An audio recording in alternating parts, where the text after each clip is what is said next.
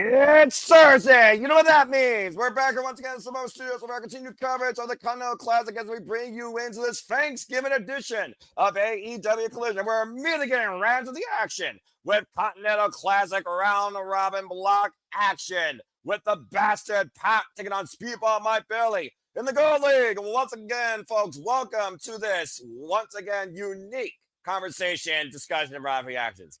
Hello, everybody, and happy Thanksgiving to all of you that are celebrating it this fine Thanksgiving as we bring you AEW Collision, the continuation of the Continental Classic. You know what this is. I am the cement of the cinema brand, the voice of the rest for a grateful for professional wrestling, damn it, and my name is Noel Foster. Again, you want to dictate the conversation, super chat, pay by the passions. It's truly as simple as that. We got the Bastard patching on Speedball Mike Bailey, both men in their first ever Continental Classic. I hope everyone's had a great meal, great time with their family, a lot of fun, a lot of things to be grateful for and be thankful for as we look, of course, where things stand in the Gold League after Kazuchika Okada and Darby Allin with butt kiss, while Kyle Fletcher and Kevin Knight started with 3. And, of course, in the Blue League, as we saw, John Moxley and Casnolia, of course, spearheads that after their wins over respectively Orange Cassidy and Mascara Dorada. And, of course, I'm never alone in these endeavors. As with me tonight, it is Avatar Man.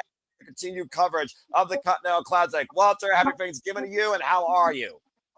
I'm good. How are you, man? I'm tired, but I'm here, I'm full, and I'm okay. And, of course, the Blue League, like I said, John Moxley, Kyle Casnolia lead the way, each with 3 points, while Mascara Dorada and Orange Cassidy each have 0. And, of course, go ahead.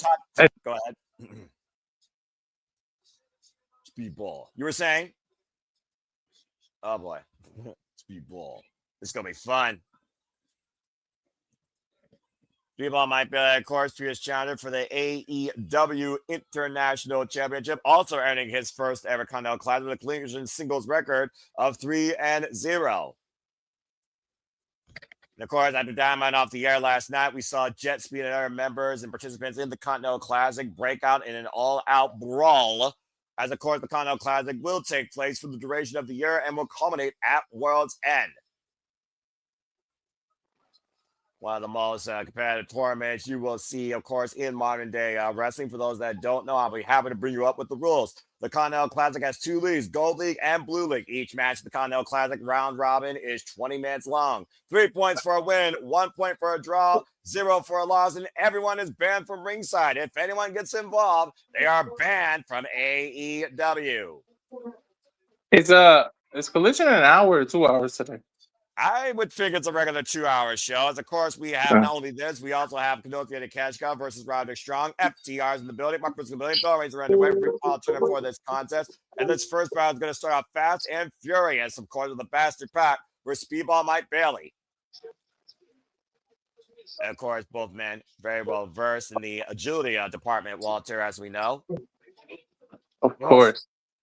Speedball Mike Bailey, former X Division champion, Bastard Pack, former inaugural AEW All-Atlantic champion, Open the Dragon Gate champion. That shot was just a little bit below the belt, I would think. A swing and a miss. And of course, the Bastard Pack coming off a win against Darby Allin at Full Gear. Those freaking combination kicks by Speedball Mike Bailey. You can do nothing but take them. Yep, that's all you can do. And of course, Bastard Pack, singles action, collision record center. Oh, man. Almost got caught on the ropes.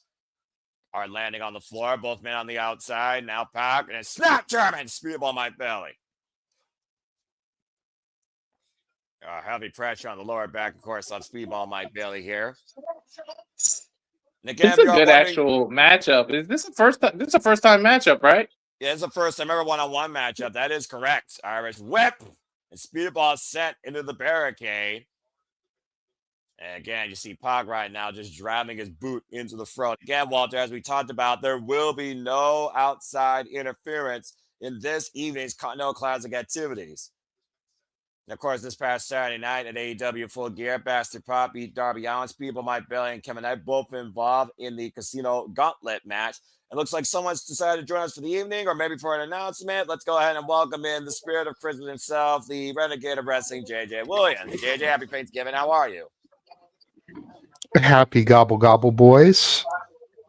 I did not know. I didn't know we were gonna be live, so when I saw you guys on, I was like, "Well, shit, I'm home. Let me pop in." Well, it's Yeah. good to have you in here. I mean, appreciate you, of course. You always get a taste of what's to come here at some of the studios and what's, of course, ahead on your channel. Speaking of a taste, I imagine we'll get a taste of revenge against Derek Garcia. We also have another MXN TV casting call, and Fekla will go one-on-one with Ty Mello.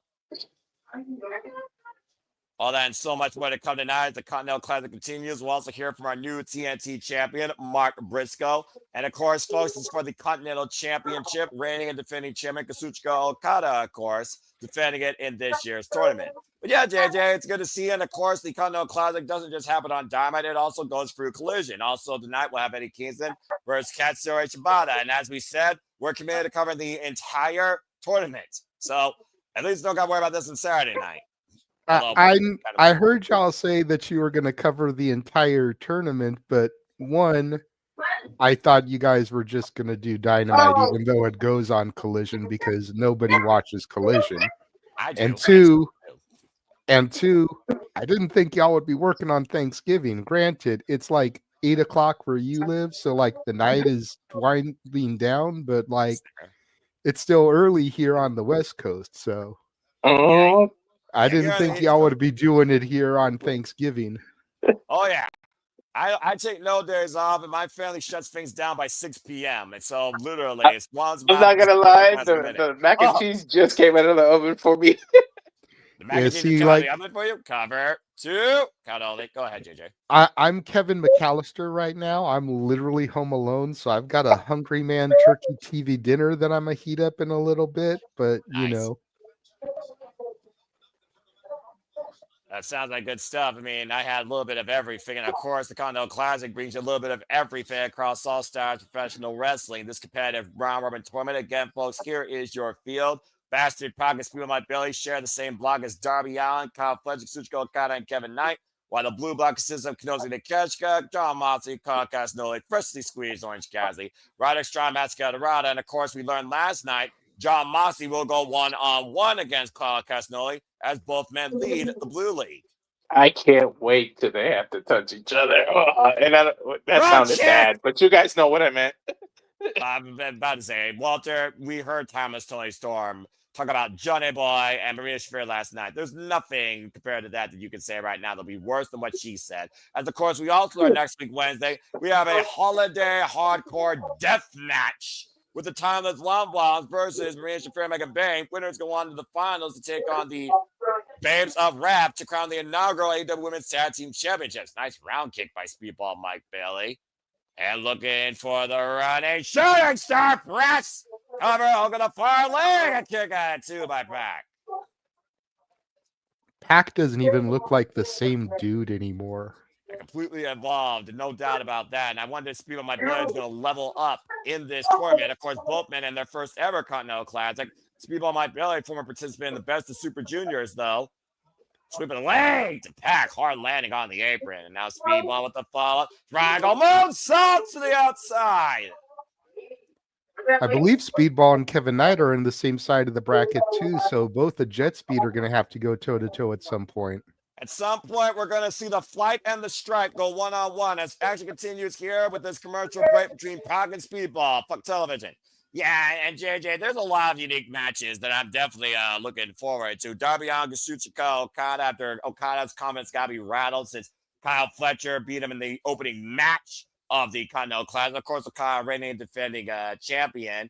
And Kevin Knight's People Like Bailey, sometimes you really learn a lot about yourself and your partner when you take on your own team. And of course, talking about partners, own teams, Walter can't wait for John Moxley versus Claudio Castagnoli. That will be next week. And I'm curious how Orange Cassidy and Roderick Strong kind of coexist, being part of the conglomeration. Of course, these two fought over the AEW National Championship, and Roderick Strong beat Orange Cassidy for that title. And of course, Kenosi Nikeshka and Kazuchika Okada have their eyes locked on each other as they look to prove who is the better professional wrestler of the modern era. And of course, for those that don't know, the schedule will continue. Next week, again, we have Dynamite followed by Collision at Galaxy Cons. Of course, we will also be covering Ring of Honor Final Battle the prior day before. Then moving into week 3, we go into Winter is Coming in Atlanta, Georgia, as we head across the pond during the holiday season for AEW Dynamite and Collision Holiday Bash. Then back to the States, New York City in the Hammerstein Ballroom for, of course, AEW Dynamite 34th Street and AEW Christmas Collision. As, of course, the semifinals will be the top seed of the Gold League, top seed of the Blue League, second runner-up in the Blue League, second runner-up in the Gold League, and, of course, Blue versus Gold action to determine our finals and, of course, crown the winner of this year's Continental Classic. And those 3 matches will culminate at the end of the year at World's End from Chicago, Illinois, in the Now Arena, December 27th. The hell is Can you send me those graphics, dude? Because like I knew about the 34th Street and the Collision Christmas stuff, but I didn't know they had officially announced the holiday bashes and Winter is Coming.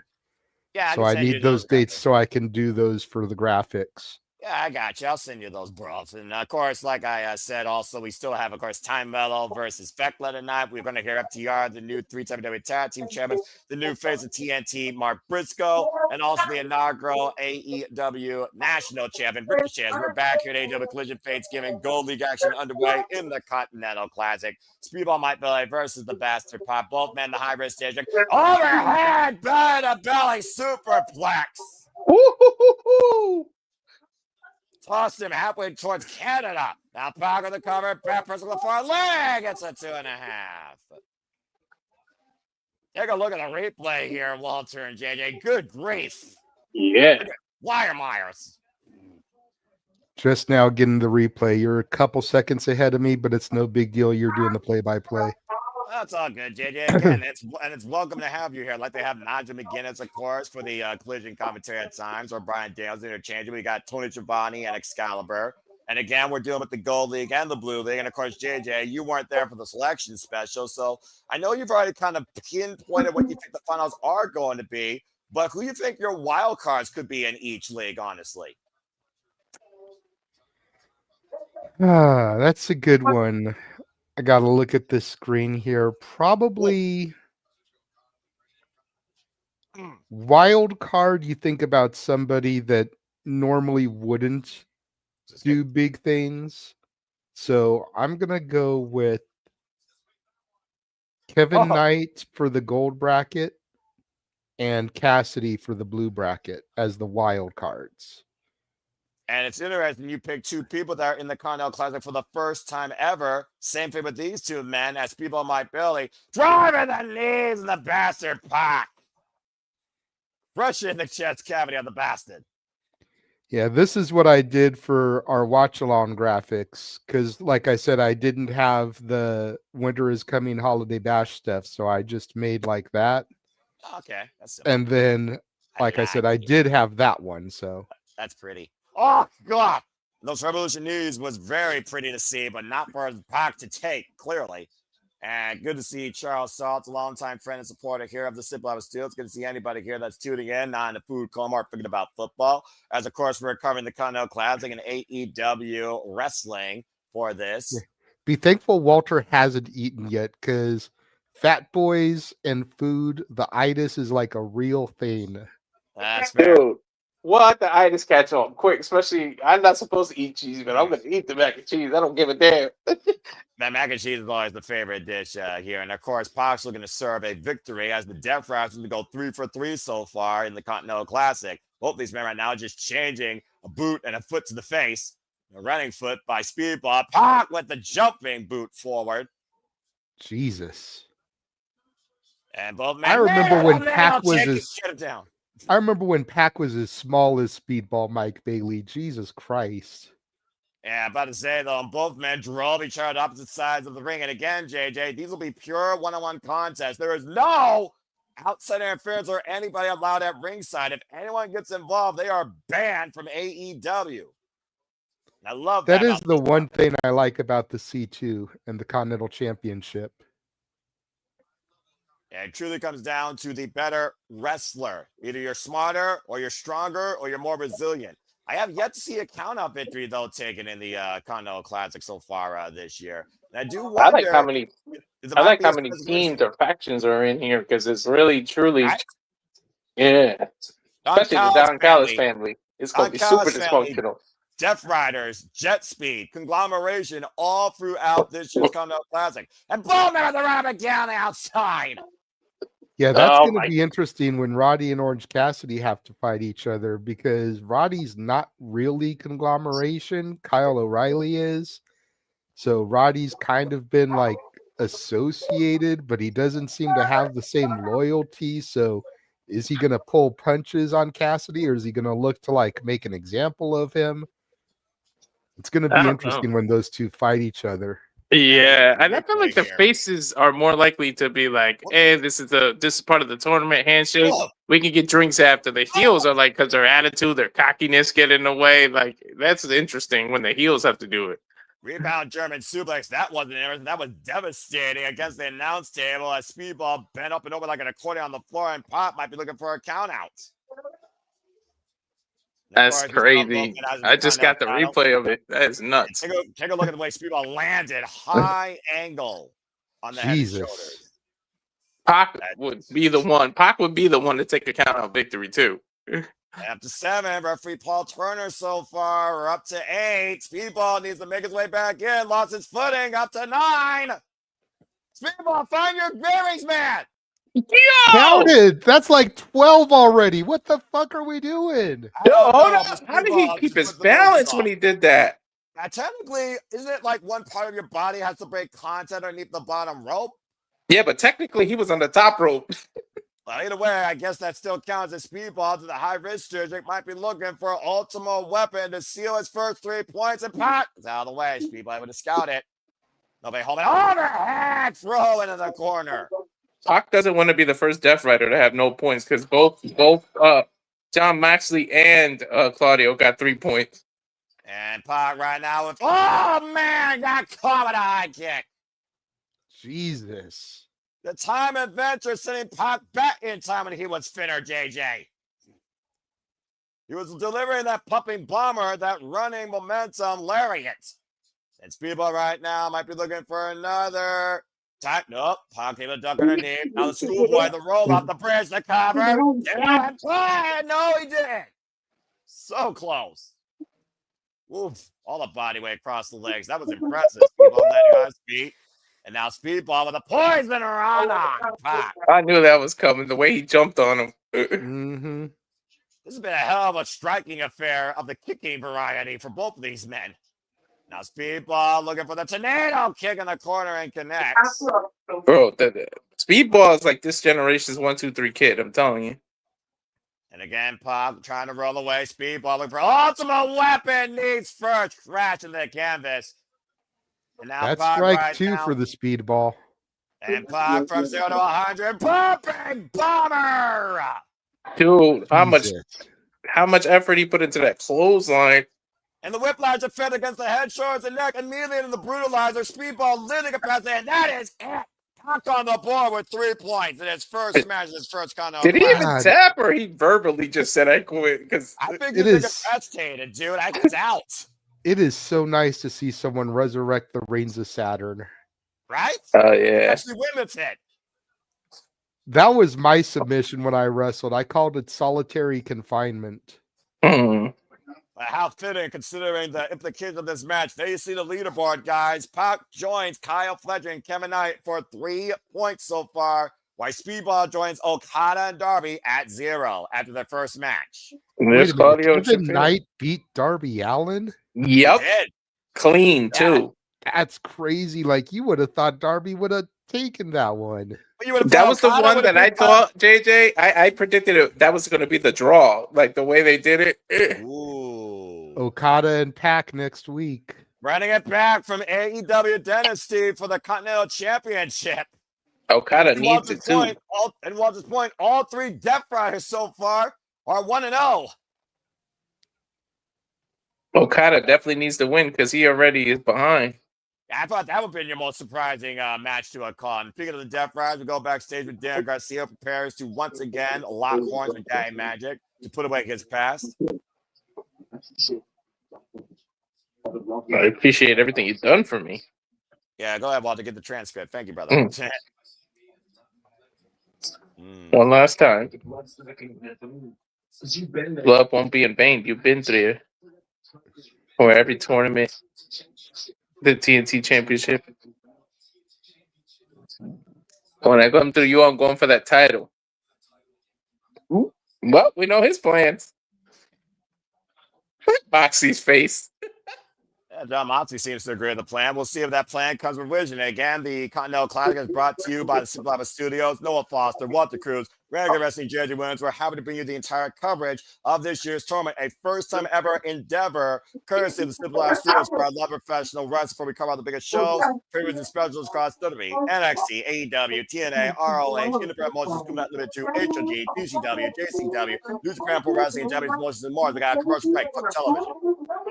Rinse it off. I keep getting that commercial, but I actually like that commercial's funny as hell to me. Look. Listen, I still do not care about freaking public endorsement for advertisement. But anyway.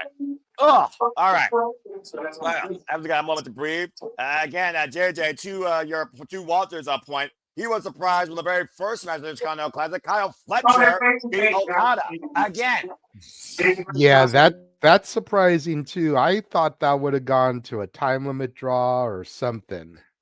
Something! Especially since I've got Okada versus Takeshita in the finals. Like we've seen the tension building between those two for a while. Yes.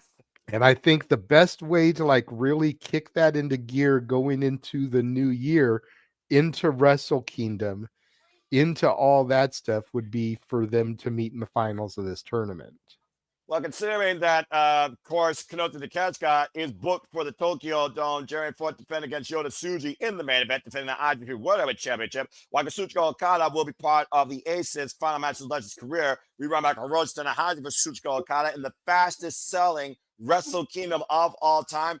Both men have a huge implications on their shoulders for momentum going into the new year. But I do understand your point. Go ahead, Walter. The cherry on top is that Okada can't even come and like mess up Takeshi's matches or interfere because the way the collision rules are, he can't do anything. So, like, if it was typical, he can come out, cost Takeshi. That way, they both be at 0 points and still meet up anyways. But he can't do anything about it. Otherwise, he risks getting fired. And also, again, there is no Death Rider shenanigans. These matches are pure one-on-one contests. And to the point last night, Jon Moxley, he won with a darts choke against Mascara Dorado, modifying his submission offense. He did a reverse darts choke. It's very hard to pull that off.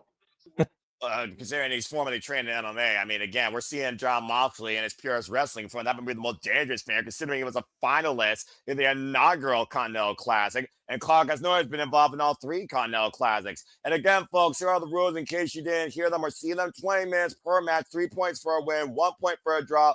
Everyone's banned from ringside. If someone gets involved, they are banned from AEW. You're basically fired. And this has been the integrity of this tournament since its inception, 2023, due to the severity of the consequence, which I absolutely love. Realistic one-on-one competitive contests where the better man wins or outsmarts the other. And of course, so far we've seen Kyle Fletcher rogue Kazuchika Okada. We saw Kevin Knight UFO splash Darby Allin, Jon Moxley incapacitate Mascara Dorada, and Clark Hasnoi Swiss uppercut to death Orange Cassidy. As we go backstage to the former AEW World Tag Team Champion. Yeah, I just got back, so I think we're in sync, Noah. Because sometimes when we go to commercials, it gets out of sync. I don't know why. And coast time. Let's hear what Bandito and Brody King have to say. You wonder if they're going to go their separate ways for now. And it's because of me. But I feel proud. Bandito. He's Maria Mano. Coming out of fight. I'll never stop fighting. Next time I'm fighting for titles. Mano. I would not let that happen again. You know, I'm not got CR. That's not the only thing that keeps me alive. You're right, you are my brother. And I'm proud of what we were to do these last few months. And that's not over. It doesn't have to be over. Rodito. Very last time. There we go. And next Friday, of course, you are still a champion. As of course, Bandito will be defending his Ring of Honor World Championship at Ring of Honor Final Battle. It would have been interesting after they lost the tag titles if they both were in this tournament. Yeah, well, I mean, Brody King was previously involved in it. He was involved in the inaugural one, but again, both men taking their careers in a different direction.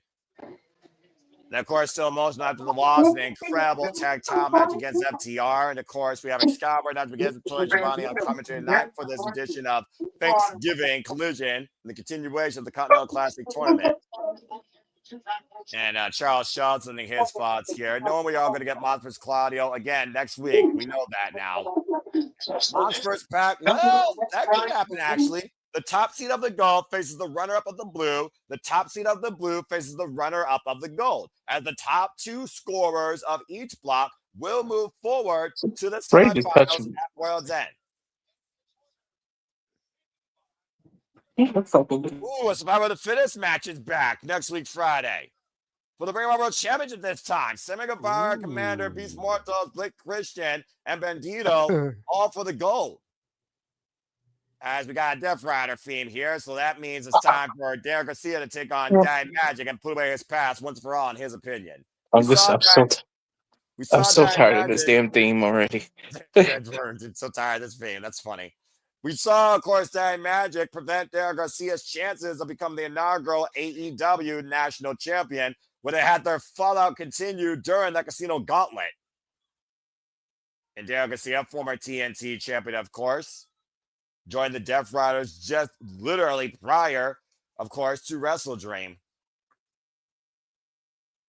And of course, we saw the sour grapes of Derek Garcia last week on Collision when he assaulted Daddy Magic after their loss in Blood and Guts. No one holds him about this technician anymore, Red Death. And of course, this is not a Continental Classic match, so don't be surprised if the Death Riders get involved here. We'll see how much Jon Moxley trusts Daniel Garcia in this. Oh, man. So much stuff. All the wrestling. It looks like Jon Moxley is actually going to join them on commentary. JJ, what have you thought about Daddy Magic and Daniel Garcia's connection and relationship in AEW and how it's really unraveled since he joined the Death Riders? I mean, we've seen kind of like this father-son type mentality and relationship with these two since their inception. That's been all tossed to the wayside because Daniel Garcia, simply put, he didn't want to be considered a loser anymore. He considered the Death Riders a mentality where even when you are defeated, you still keep fighting. What's your thoughts on all that? See, I'm probably the wrong person to ask because I didn't watch when the fallout happened. All I can say is that I've always been a fan of Daddy Magic and Cool Hand Ange. You know, whether you want to call it a father-son or big brother, little brother relationship between Daddy Magic and Daniel Garcia, it does suck to see it splinter. But, you know, there were tensions between them going back because if you remember, Daddy Magic hated Danny Garcia in the dance. Eventually he came around to it, but now, you know, they're split up for good. So it can only benefit Daniel Garcia. I mean, Daddy Magic has literally told Daniel Garcia to man up to me, Danny. Is this really what you are now? Is this really who you've become? And there you go and see the official JJ, as I pointed out, December on 34th Street in Christmas Collision, December 20th and 21st in the Hammerstein Ballroom in New York City. Yeah, see, that I knew about. I assume Collision is going to air on Christmas Day that week, like we're actually getting Collision on Thanksgiving Day this week. It wouldn't surprise me. And it looks like AEW is going to take up residency in Arlington, Texas once again in the start of the new year with Collision. Then they're going to toast Oklahoma for Dynamite, literally the Wednesday after Wrestle Kingdom. as you still see the upcoming dates and towns coming up for AEW Dynamite. Get some affordable wrestling in your life if you want to go live. And right now, Daddy Magic mounting Daniel Garcia in the corner, teeing off here. Of course, Daddy Magic's mostly been on commentary due to bad ribs, as of course we've seen those ribs heavily bandaged up in the past. But of course, Daddy Magic is fueled on teaching Daniel Garcia a lesson. Which is Oh, well, look down. The wife is on it now. The Irish whip. And, oh, man. Yep, that runs in the family, apparently. As of course, we did learn, to Walter's point, next week, Wednesday on Dynamite, we will be calling the continuation of the AEW Women's Tag Championship Tournament as Timeless Toys for me and Shirakawa, the Forever Love Bombs, will take on Marina Shafir and Megan Bayne in the semifinals in a holiday hardcore death match, where the winner will go on to face the Bears of Wrath in the finals to crown the inaugural AEW Women's Tag Team Champions. So Walter doesn't get his bedroom brawl, whatever it was that he wanted? No, but I'm sure he'll still be satisfied nonetheless. I'm just figuring out right now who's more violent, who intrigues me more, Marina Shafir or Timeless Tony Storm. All I know is if it's a holiday hardcore match, somebody better get hit by a Christmas tree. I'm just saying. As long as the Christmas tree isn't made out of barbed wire for tinsel. Not that I'm giving anybody ideas. I imagine going inside the ring, not getting a chair and play. Of course, this is a regular one-on-one match. This is not a death match. This is not no disqualification. Get that coming off the screen. Daddy Magic right now just being brained with these headbutts and these rising knee strikes by Daniel Garcia. Okay, so it's a death match next week with Tony, Mina, Marina, and Megan. Correct. If Megan or Marina don't beat the shit out of one of the good girls with something and shout out ho, ho, ho, they've missed the butt. Oh, bloody hell, JJ. There's a definition why JJ has always been on the naughty list. Look, it is Christmas time and they are the timeless love bombs. And Daniel Garcia has busted Daddy Magic open as we're seeing red, and it's not the type of red you see on a candy cane. And Daddy Magic bounced back into this. Stay tuned. This commercial break. Fuck television. They better smash some ornaments on each other's heads. They better go all out. That you're about to say, forget this is Timeless Toy Story. Oh my God! I just thought what Tony can do. She's gonna smash up some ornament glass and then put it on her fist, tape it to her fist. Watch. I mean, we're talking about Mina Shirakawa, who suggested a Taipei death match. Mina has turned into a violent bitch thanks to Tony Storm. And I bet you they do that. They're gonna smash the ornaments up and then tape it to their fist. Oh, I just want Mina Shirakawa under my Christmas tree come Christmas morning. JJ! Bloody hell, go get an autograph, you freaking goober. I'm surrounded by buffoons. I will when we get to Vegas. Well, that's still up for debate, whether you're going to freaking hit the jackpot or go bankrupt or even make it there. Double or nothing. We'll find out soon enough. And again, folks, stay tuned. We'll be covering WrestleMania All-Star under 50 Club, blah, blah, blah, 2-night extravaganza next year from the Allegiant Stadium in Las Vegas. That's pretty much become an all-star part-timer show lately in that place. And of course, tomorrow night we'll be back with Survivor Series, 10:30 p.m. Eastern Standard Time, following SmackDown here at Samoa Studios, with our coverage to come the following day ahead of the Saturday shenanigans. Salisbury Wrestling, JJ Williams, if not me, which seems to be more of a regular thing, apparently. And again, that's all ahead here in the short run here at Samoa Studios. You will also see Walter and JJ eventually covering week 2 of Gold Rush ahead of deadline from their NXT. Stay tuned. Yes, that'll be this Saturday. Walter, are we doing it at 11 a.m. or at high noon? High noon would be better. Okay. You want to make that? You're gonna make that official? It is official. Yes, that way we can get it in and done before Survivor Series begins. Fair enough. All right, I respect that take. Especially since our countdown has been canceled, as I'm sure you saw in the group chat. So I did. Prayers are passions, though. Mad respect. It also means I get to sleep in more. Yay. So we're able to get all that shit in. Lee wants to know what was on the menu for you. Was it all traditional? Pretty much green bean casserole, sweet potatoes, mac and cheese, turkey, dinner rolls, deviled eggs, and then for dessert it was our strawberry banana cheesecake, fruit salad, a peach cobbler, and a vanilla pudding cake. Oh my god, And that's a you ate, lot. hold up, Walter. You ate all of that and you still skinny as fuck? Yep. That's what I'm saying. Where do you put it? Down my throat, and right now, Garry Garcia is trying to send a proverbial message down Daddy Magic's throat. This submission. He is scared from Rebecca at AEW Collision Thanksgiving. Now, Daddy Magic looks like he raided Kevin Nash's closet.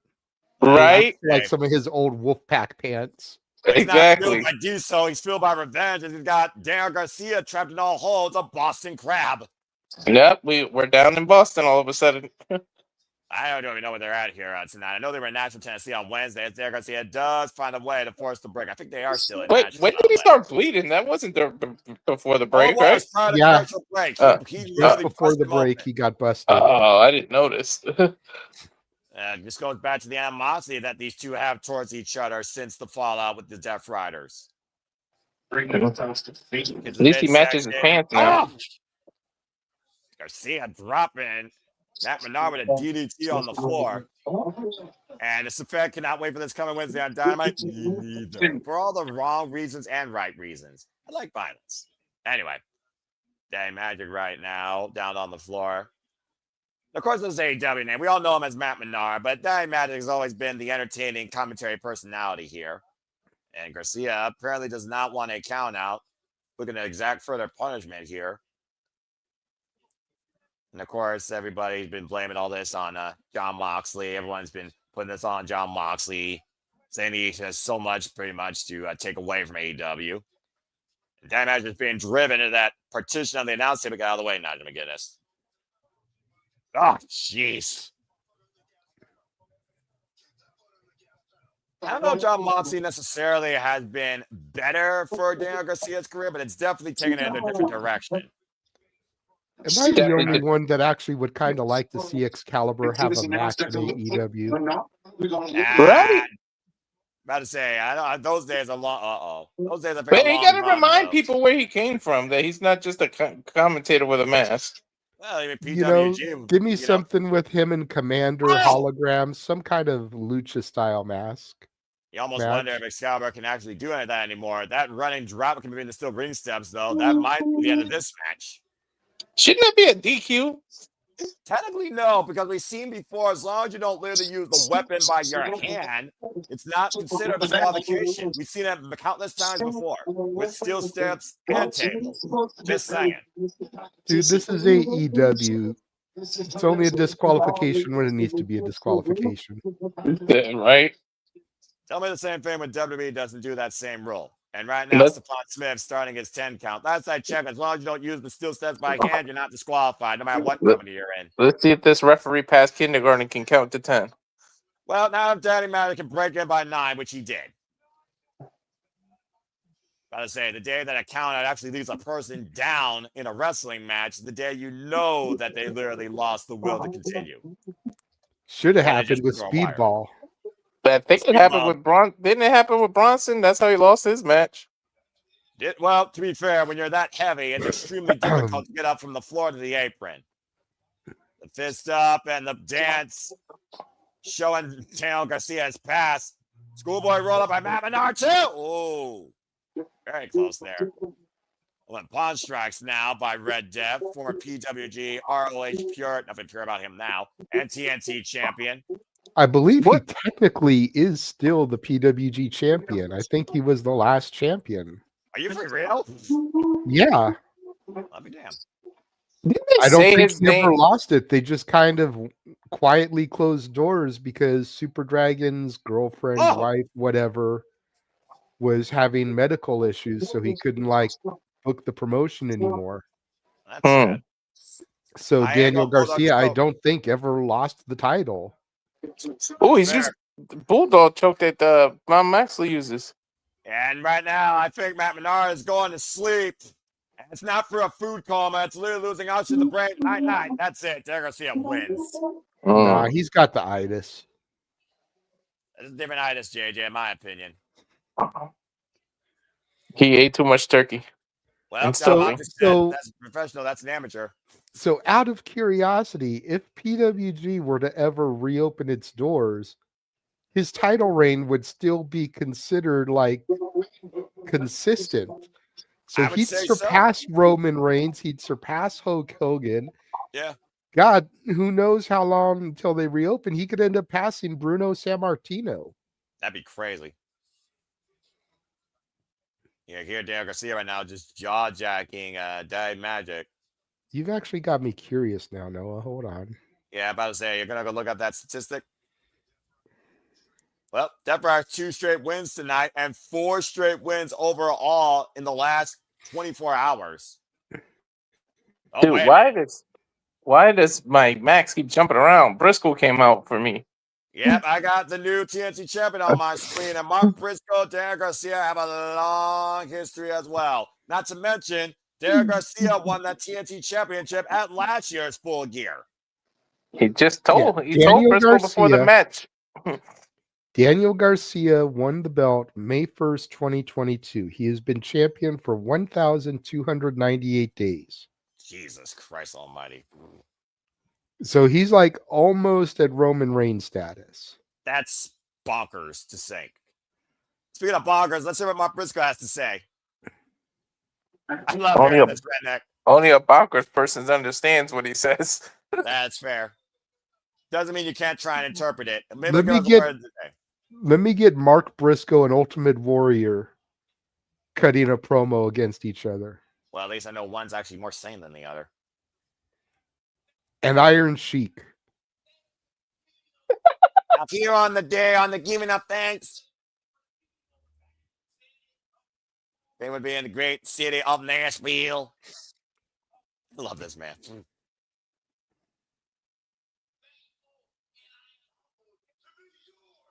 And I am faithful and humble to be your TNT champion. That's right. He's the face of WBD.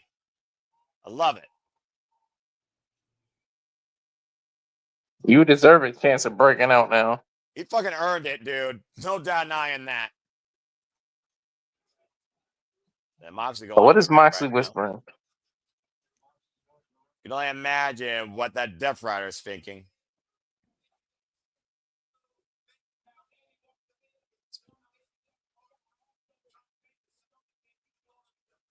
Think of what you did, because I had a hard time trying to decide who's going to be my first opponent. What? Are you going to be going for the TNT title? Yeah, heal yourself. No ducking, no dodging. You hear no more. All right.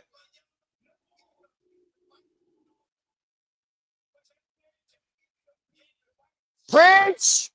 Don't let your mouth run a shit that your ass can't cash.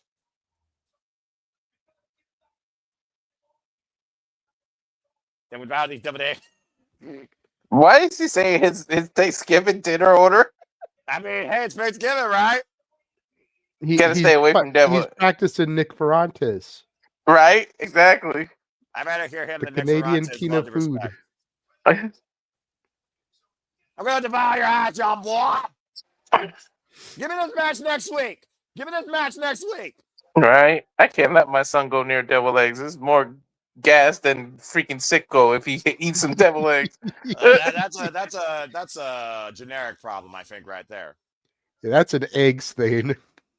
Yeah, I'm about to say that's an allergic reaction. Either way, Mark Briscoe looking to be the antidote to this Death Rider vendetta that Daniel Garcia has fully consumed, as it looks like Mark Briscoe caught Daniel Garcia to be his first challenger for the TNT Championship. And it looks like Briscoe's got a new championship. Check out the camo strap there.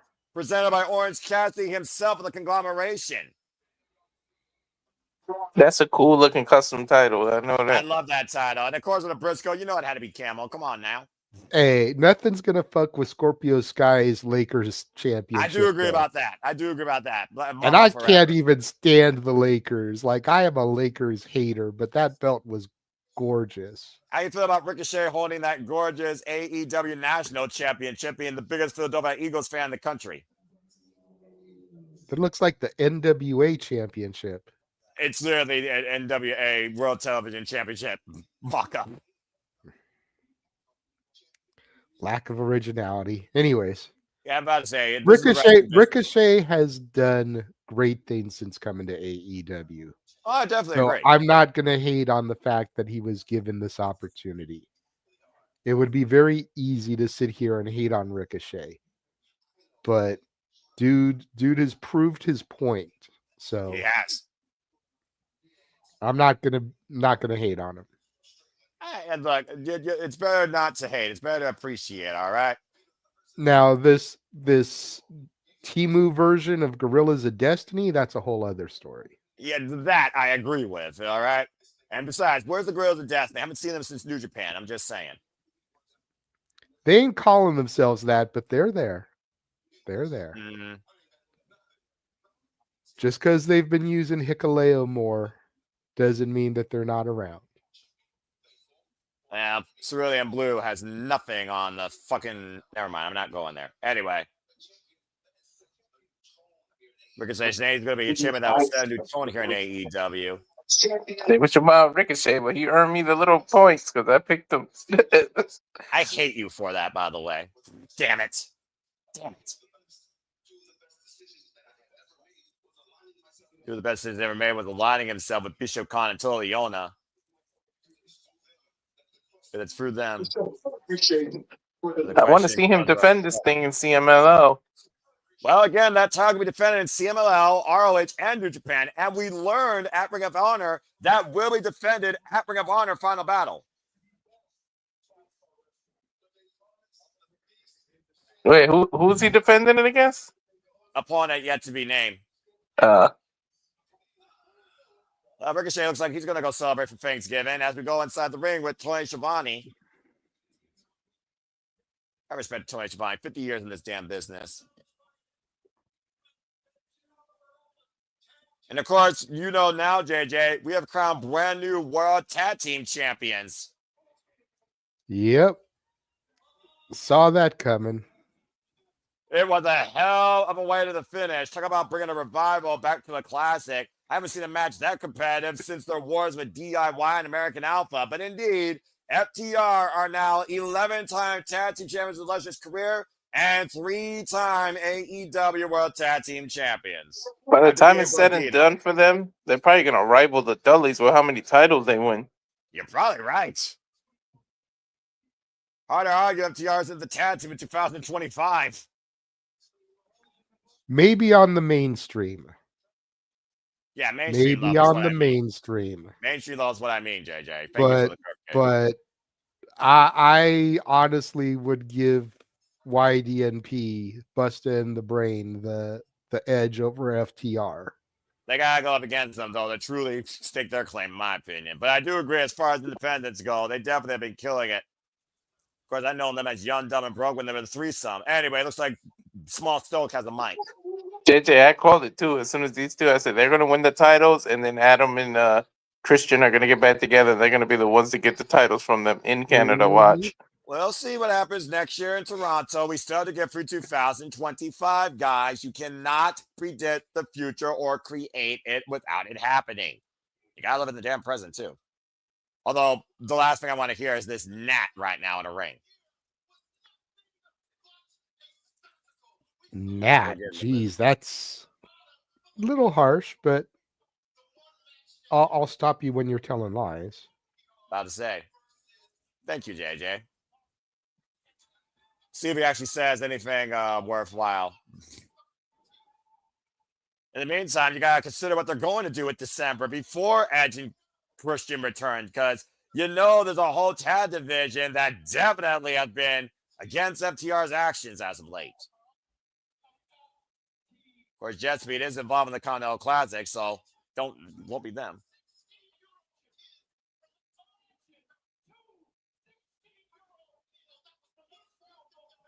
We're from Nashville in North Carolina.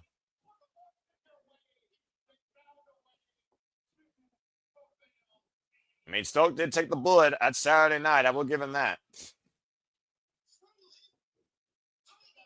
Really humbled. Privilege. To introduce the 11th time. Look at this crocodile too. freaking.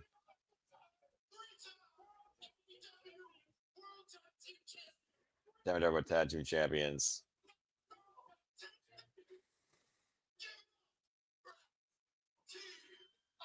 Good grief. What a ringing endorsement. Oh, wait, what? Uh-oh. Lights went out. Guns up for a team that beat FTR prior to Full Gear. Comes the Bang Bang Gang, who's $200,000 richer.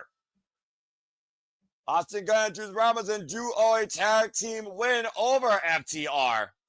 And of course, the Guns are former AEW tag team champions, and the Bang Bang Gang are former trios champions. I think I got my question answered, and I didn't even think about it. I mean, I would consider them at the top of the list, JJ. You pinned the new chance prior to the fact. You gotta be in the conversation. Definitely. Dude, now Juice Robinson looks like he belongs in the 1980s. Well, at least he doesn't look at the honeycomb, kid. And yeah, get out of the way, kid. Let the adults speak.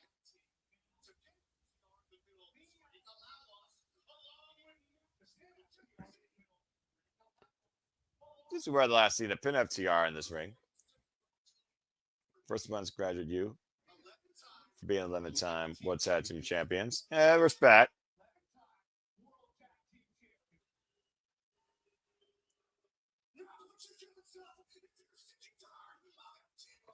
Accurate. Guns up. And Jude stand like from Dax. Just because FTR is the greatest tag team of all time doesn't mean we all want to hear again. We get it. You're the best. You're better than Rock and Roll. You're better than Man Express. Blah, blah, blah. I'm not going to take anything away from you. We know how good you are. But last week, the Bang Bang Gang won $200,000, and they did in a four-way tag.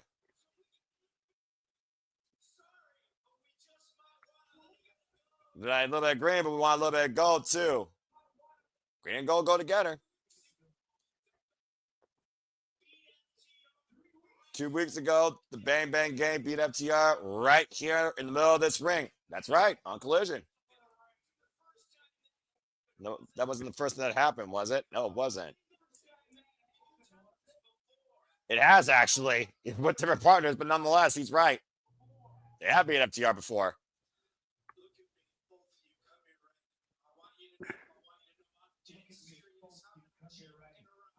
Juice is not jogging around.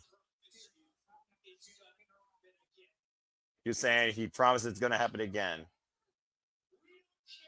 Don't care where, don't care when.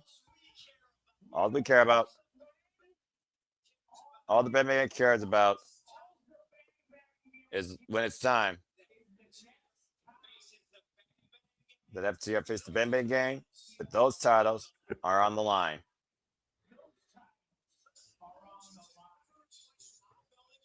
World's End? I can see it. Wow, they really did not want to hear him. You know what? And maybe, just maybe, next time, I don't care if it takes an hour, maybe next time, it's the Bang Bang Gang's time.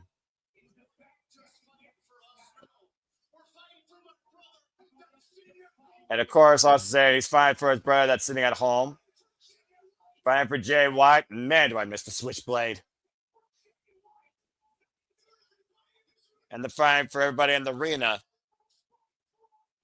who rocks with the Bang Bang Gang.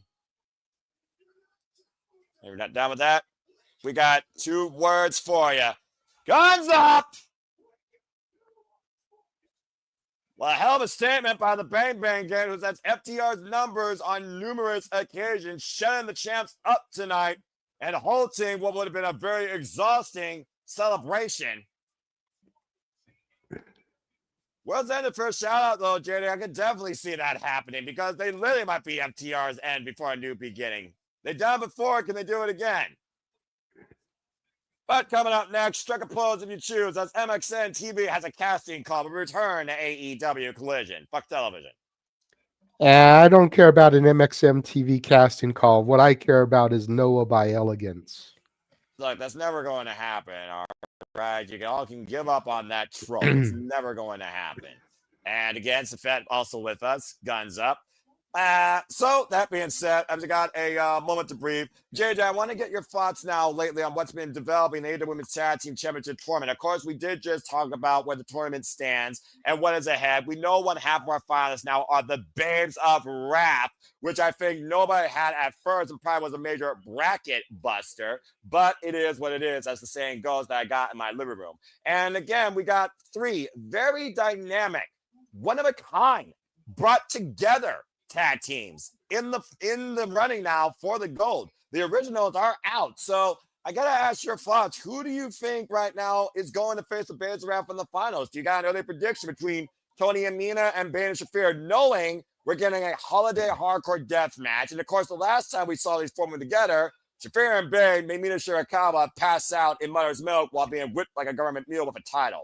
Now they got free range to do that again and then some. Well,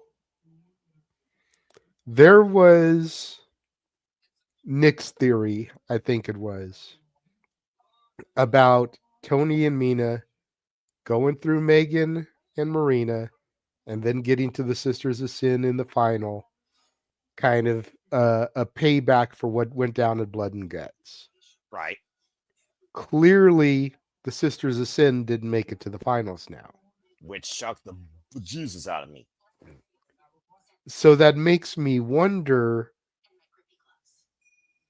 as much as I would love to see gold around Mina's torso, Good man. I think the story of this is going to go back to the Death Riders. And it's Willow overcoming Marina.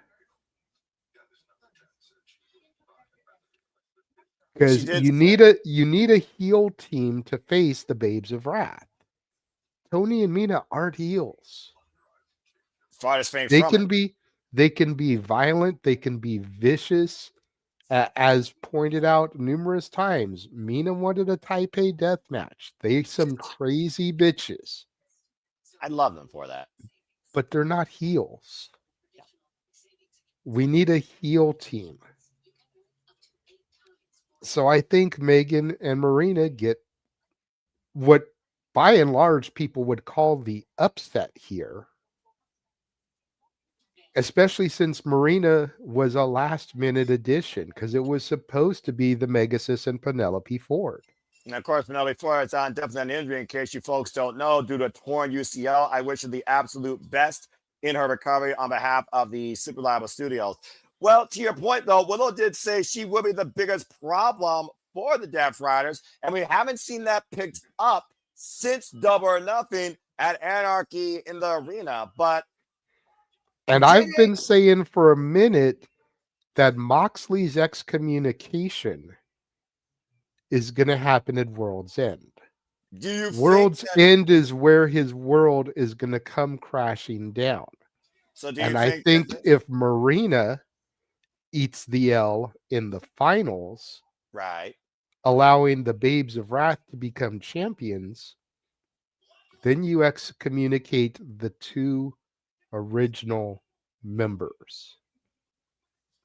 That's a fair point. I do understand what you're saying, but it really, for me, comes down to next week, what happens with Jon Moxley and Claudio Castagnoli. And these matches can go to a draw. So if it goes to a draw, is either man proving a point when it comes to the Death Riders? I don't know. I'm very curious how this goes. And meanwhile, let's go back to the 80s with the Others! Okay, this makes me a little happy. Grand Theft Auto 6 might be delayed till next year in November, but this November, we're graced with the Outrunners this Thanksgiving, taking on the MXN Collection. Turbo Floyd and Truth Magnums making Vaporwave, visors, and neon colors cool again, alongside Dalton Castle. Might be future Ring of Honor 6-man tag team champions. I never thought that I would need that Dalton Castle and the Outrunners could work so well as a trio. Beyond bizarre, but it just works. Dalton Castle, former Ring of Honor World Champion, by the way. Outrunners, former challengers for the AEW Tag Team Champions against the Hurt Syndicate at Revolution. JJ right now is silent because he has no idea what to make of this kerfuffle. I don't know what kerfuffles me more, Noah. Please do. The sight of the Outrunners with Dalton Castle, the sight of his boys, or the fact that Massey and Mansoor are dressed as the fucking Cowardly Lion and the Tin Man. I'm not sure which kerfuffles me more. Would you say that something wicked this way comes because music star Michael Way in the audience tonight, apparently? Oh my God. AEW, so damn weird. I mean, did Jomo and Taya not get the memo here? Because they're not Scarecrow and Dorothy. I got nothing. I don't know. I mean, I get the shameless plug here because, you know, Wicked and everything being the hot thing right now, but like, come on, y'all, let's go big or go home. Well, I mean, hey, not flake. MXN Collection getting a big win here against, you know, Dalton Castle and the Outriders could do big things for them and their new cologne. I mean, because they've been trying to endorse that cologne ever since they made it, trying to sell their seed. Aubrey Everett rings the bell for this impromptu contest. I say impromptu in the kind of sense, to say the least, as Valkyrie used as a weapon against Dalton Castle. And I'm pretty sure Dalton enjoyed that seat, despite the fact he may be of the opposite breed. Who knows? Different type of birds in these matches right now. Look, I don't care what your sexual orientation is. Yeah, me neither. When a posterior the size of Taya Valkyrie's lands on your junk, you're going to show some emotion. And we'll just, that's probably the most PG, polite way I can put it. I respect the fact you're trying to keep it a little civil. And I honestly have to unfortunately say, I agree. He's not wrong. Look, I may be a simple man, but I can understand when it comes to what people deem noteworthy to happen for themselves, besides Mansoor striking a pose as the Cowardly Lion, which I don't know if that's a Kodak moment or a nightmare. You tell me. Look, I have seen some interesting Oz portrayals before. I'm sure you have. These two are not the worst I have ever seen. Dag. Well, how many different renditions of The Wizard of Oz have you seen? Not called Wicked, not on Peacock, and not done by a cartoon. I'm just saying. Well, look, I still haven't seen Wicked. I am gonna check that out though. But obviously, I've seen the original Judy Garland Wizard of Oz. Of course, that's the OG. Even I've seen that when I was once a wee lad. Continue. I have seen Disney's Return to Oz from the 80s with Jan Firuza Balk as Dorothy. I have seen I want to say it was a UK TV movie called The Witches of Oz. Which actually featured Al Snow in a brief role as the Gnome King. I have seen Oz the Great and Powerful, the Disney prequel that kind of told the story of how the Wizard of Oz came to Oz. I've seen the ABC series Once Upon a Time that had a whole story arc with the Wizard of Oz and everything. That's it. And as JJ talks about a movie involving a twister, the Banger Rain sends Monsieur and the MXN Collection back to Ring of Honor commercial break. Congratulations to the Outriders of Dalton Castle. Those I think are the only like official, but then of course there's been plays and stuff, you know. High school plays, that type of thing. Yeah, the Broadway live, what you call it, live, the recreation, rendition, I don't know what word to use. It's something like that. But again, folks, as Jay and I were talking about earlier, it will come down to either Harley Camwell Nightingale Tony Storm and Mina Shirakawa, and Megan Bailey and Shafir. Hardcore Holiday Death Match will determine the right side of the bracket and our finals for the AEW Women's Tag Team Championship Tournament to crown the inaugural Tag Team Champion. Stay tuned for more of that here. All And I right now, know we have is, Ricochet. regardless of who from the other side of the bracket enters to go against Willow, Uh-huh. I'm gonna have at least two Oh! baby mamas fighting each other in the finals. So You realize you're gonna have to pick a side, right? If that happens. yes, and that sucks, but it is what it is. You can't play both sides, JJ. Yes, you can. No, you can't. Yes, you can. Oh! You freaking Jerry the King Lawler You sellout. go to Vegas, you put money on one at one casino, Oh, you here go we next door to the other casino, you put money on the other one. Either way, you win. And you get to watch the match. But you still lose. Because I'm guaranteed to get Willow, a future baby mama of mine. And then I either get Megan Bain or Mina Shirakawa, Ay. a future baby mama of mine. All I gotta say is Mina does make me happy. And seeing fragile Who Mina, makes you happier, though? Mina or Allie?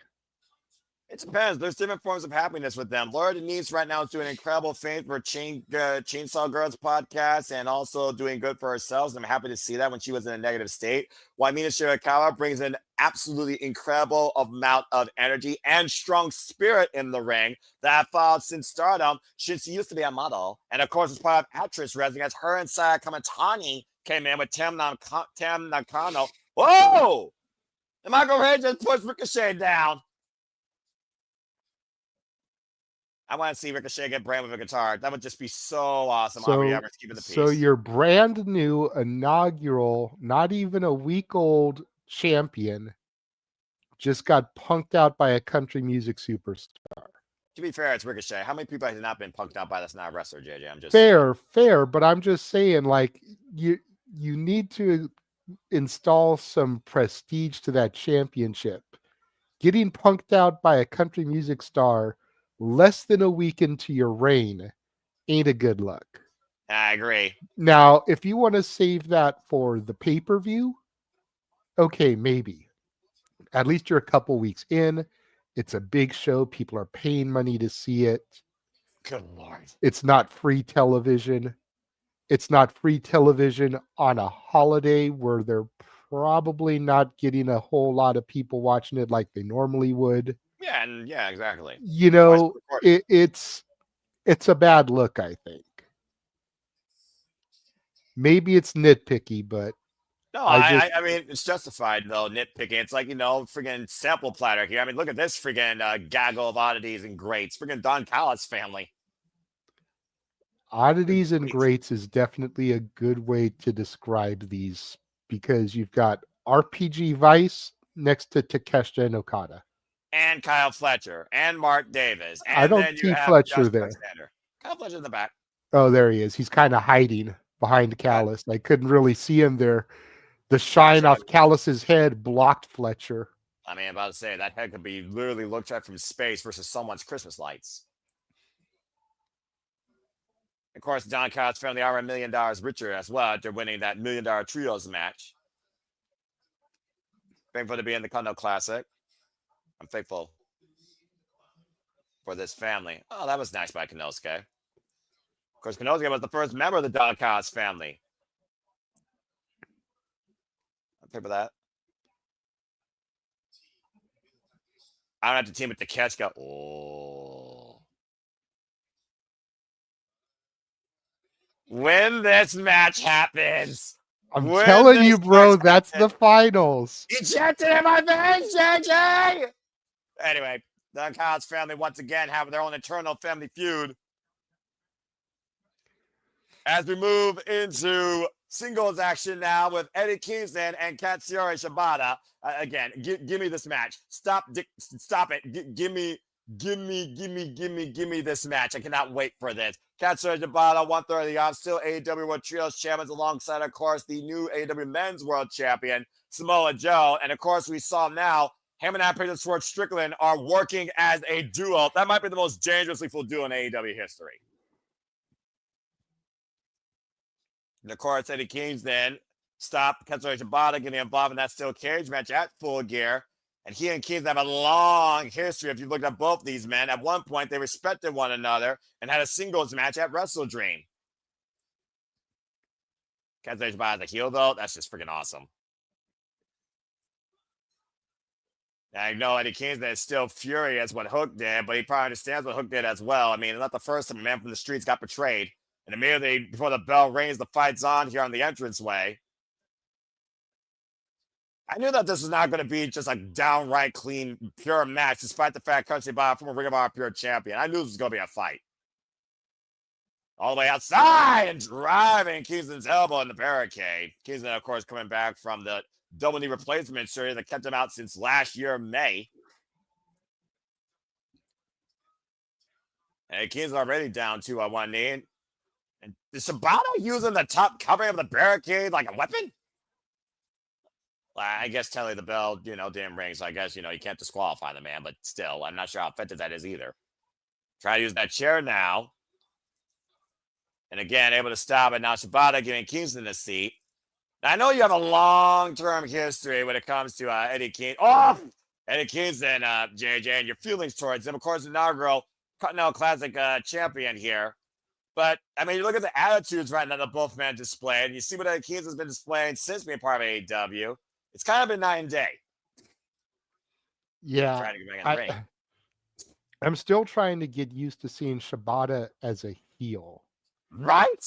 He kind of struck me as a Steamboat-esque type of wrestler. Like, I never thought I would see him as a heel. Right. So this is different for me. Makes me wonder if his style is going to be different. Bell rings, officially underway.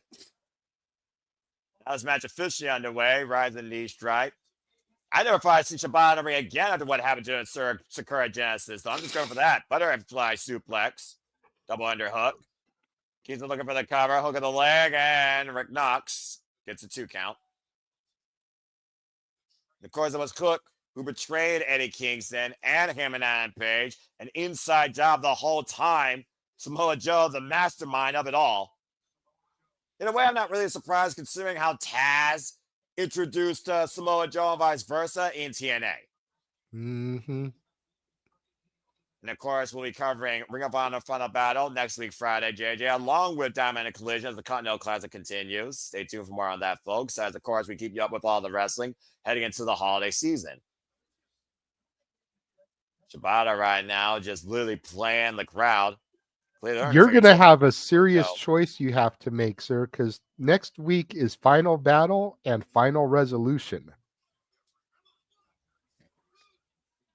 on the same day.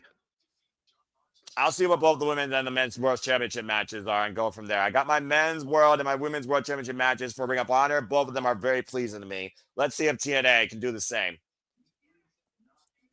And right now, the Snapmare, not the first time I bid for choice, red pill, blue pill like the Matrix. Now Shibata going after the wrist and the arm, almost a modified double wrist lock here. And it's a GCW show, so James can't do lead on either one. He's going to be doing GCW. Of course, Ryan, and you have been taking the leads on GCW, JCW. That has been definitely bringing all the stops this year. As we yes, and a huge shout out to the new GCW champion, Atticus Coder, who defeated Effie at the Dream On show on the 22nd. Impressive. Shotzi Blackheart, new House of Glory Women's Champion, by the way, beating Indy Hartwell. Congratulations to her. And again, Shibata right now just putting the boots towards Eddie Kingston. Systematic dissection by the wrestler, as only he can. Again, right now, going back after the arm, the double wrist lock applied, modified Kimura here. And of course, right now, Shibata's been focusing in on the arm and wrist of Eddie Kingston. Possibly trying to charge into Jujikatami, cross arm breaker. Eddie Kingston with the roll through, though. King's Row discipline, by the way, for Eddie Kingston. Why, of course, Kazuya Shibata, son of Inokiism, discipline in New Japan Pro Wrestling. And of course, the Lion Mark and the Strong Style, former Neverweight champion. Shot below the belt. Big sharp elbow strike here. And again, been learning to stretch the rules. Still doesn't break them, though. But you definitely see Katsuyori Shibata with a bit more attitude in his style. Of course, anyone aligned with Samoa Joe develops a whole new attitude. This is also fair, but Eddie Kingston knows that attitude well as he's traveled the roads with Joe going back to their ROH days. And of course, Eddie Kingston dominated right now in the proceedings here by Katsuyori Shibata. Shibata pretty much presses the daisy. Can the wrestler put down the Mad King? Stay tuned after this commercial break. Fuck television. It's one of those things, though, also where I'm like, why would Samoa Joe piss off one of the most damnedest men in AEW and the most dangerous man in AEW that took the men's world championship from him? Now he's got both of them on the same page. This is crazy what Jay White did with freaking Okada and Tanahashi. That's a dangerous combination, JJ. It is, but if anybody can handle it, Joe can handle it. Well, he does have the ops right now in his corner and freaking backup. Katsuyori Shibata, Powerhouse Hobbs. That's a hell of a lot of muscle and strength. And again, folks, still to come tonight, Continental Classic action will continue. We also have Fekla versus Ty Mello. Of course, Fekla, part of the Triangle of Madness, now the sister eliminated from this tournament. You know they're going to be coming back here for a message, proving how they're going to make this division absolutely toxic. Of course, Ty Mello, Ty J was eliminated in the opening rounds of the AEW Women's Tag Team Tournament. And still to come in Continental Classic action, our main event as the Alpha Kenozi Takeshita goes one-on-one with Roderick Strong. And again, JJ, these are both these men's first ever Continental Classic. Yep, And so you know they're going to be looking to prove points. Yeah, there's no denying that. And you're good, bro.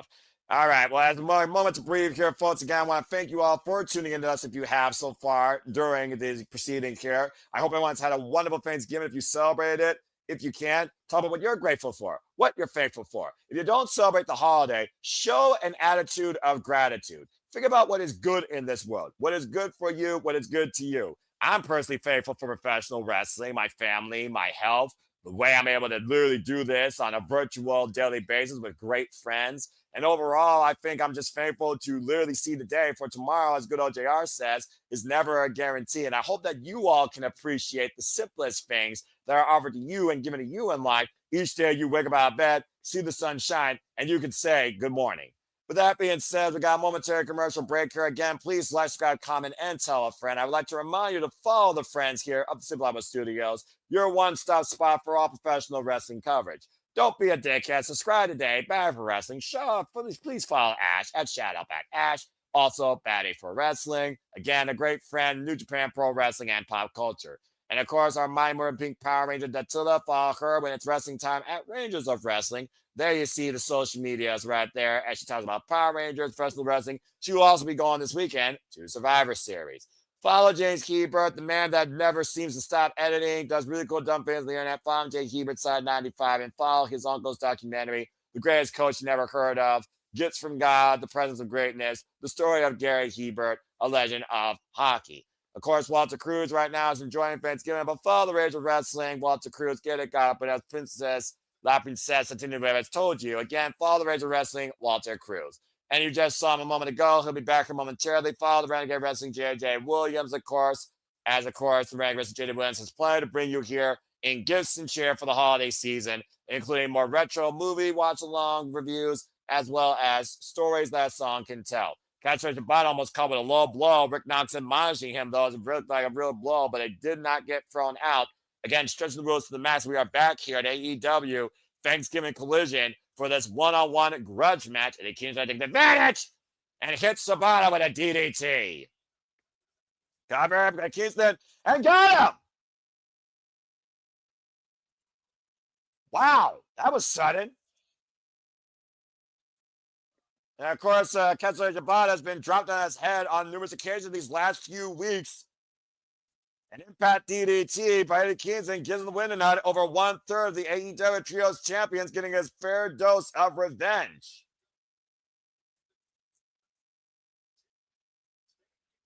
Taking out Katsuyori Shibata. Hit the snake rub, as I always said, only takes one. Eddie Kingston just proved that tonight, dropping the wrestler.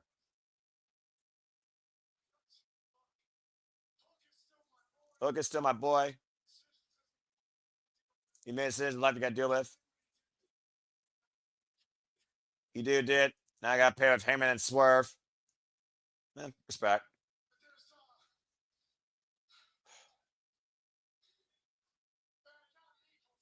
And not me, hopefully.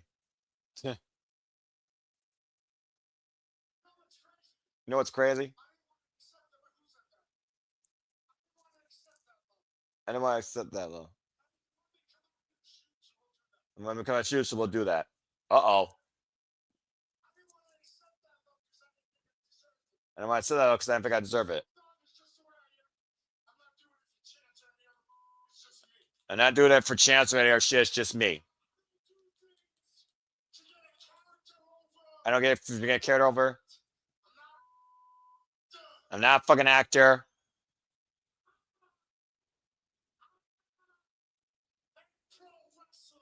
I am pro wrestling. And that's why. You say, let me.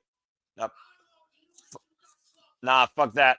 I love you because you guys love wrestling. Respect.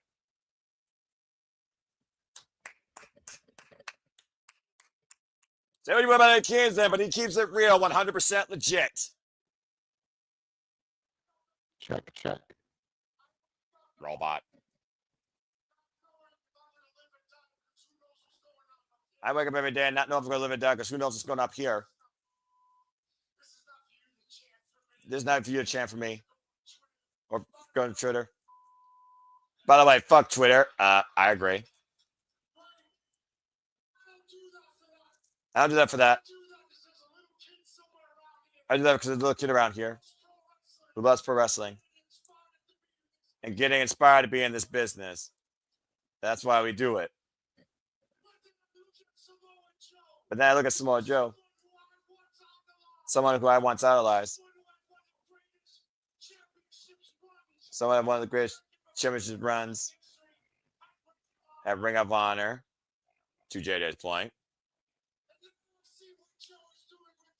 And now I see what Joe is doing with the arms. And I see he's going to be hooked down the wrong path. But you know what?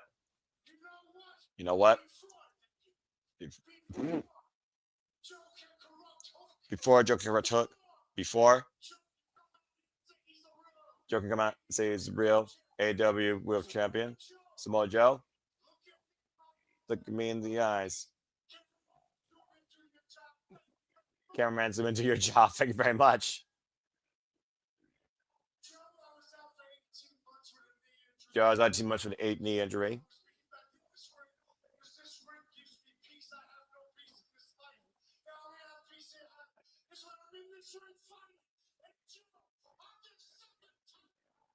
Wow. Winter's coming. Do me a favor and don't be a motherfucking weekday bitch and defend the title against me. Whoa! Eddie Kingston preaching the gospel of wrestling that has kept him alive and kicking when he's got nothing else in this world, calling out the men's AEW World Champion for a title shot at Winter is Coming. You did talk about before how long the history goes back with Samoa Joe and Eddie Kingston, JJ, and he literally echoed your words. I still about it.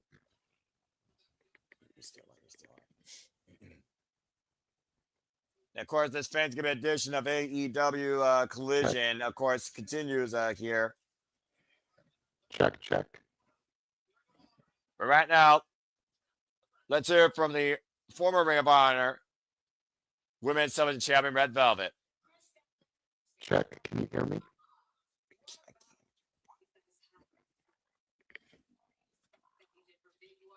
That day, your big one. Put up a great fight. 13 belts. 114. I guess. But I guess 13 wasn't so lucky, was it? I've been watching you real close. The only reason you beat me? It's because you found an opening. And you took it. So congratulations. But if I know anything about you, it's that you're a fighting champion. And so was I. And last time I checked, I've never seen a Ring of Honor. So final battle. I want my rematch.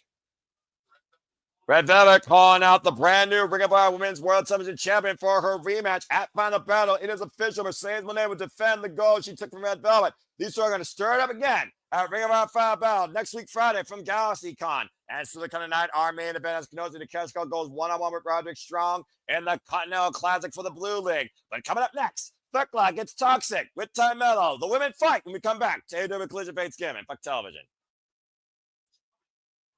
God damn. Again, Eddie Kingston damn sure keeps it real. There is no denying that, folks.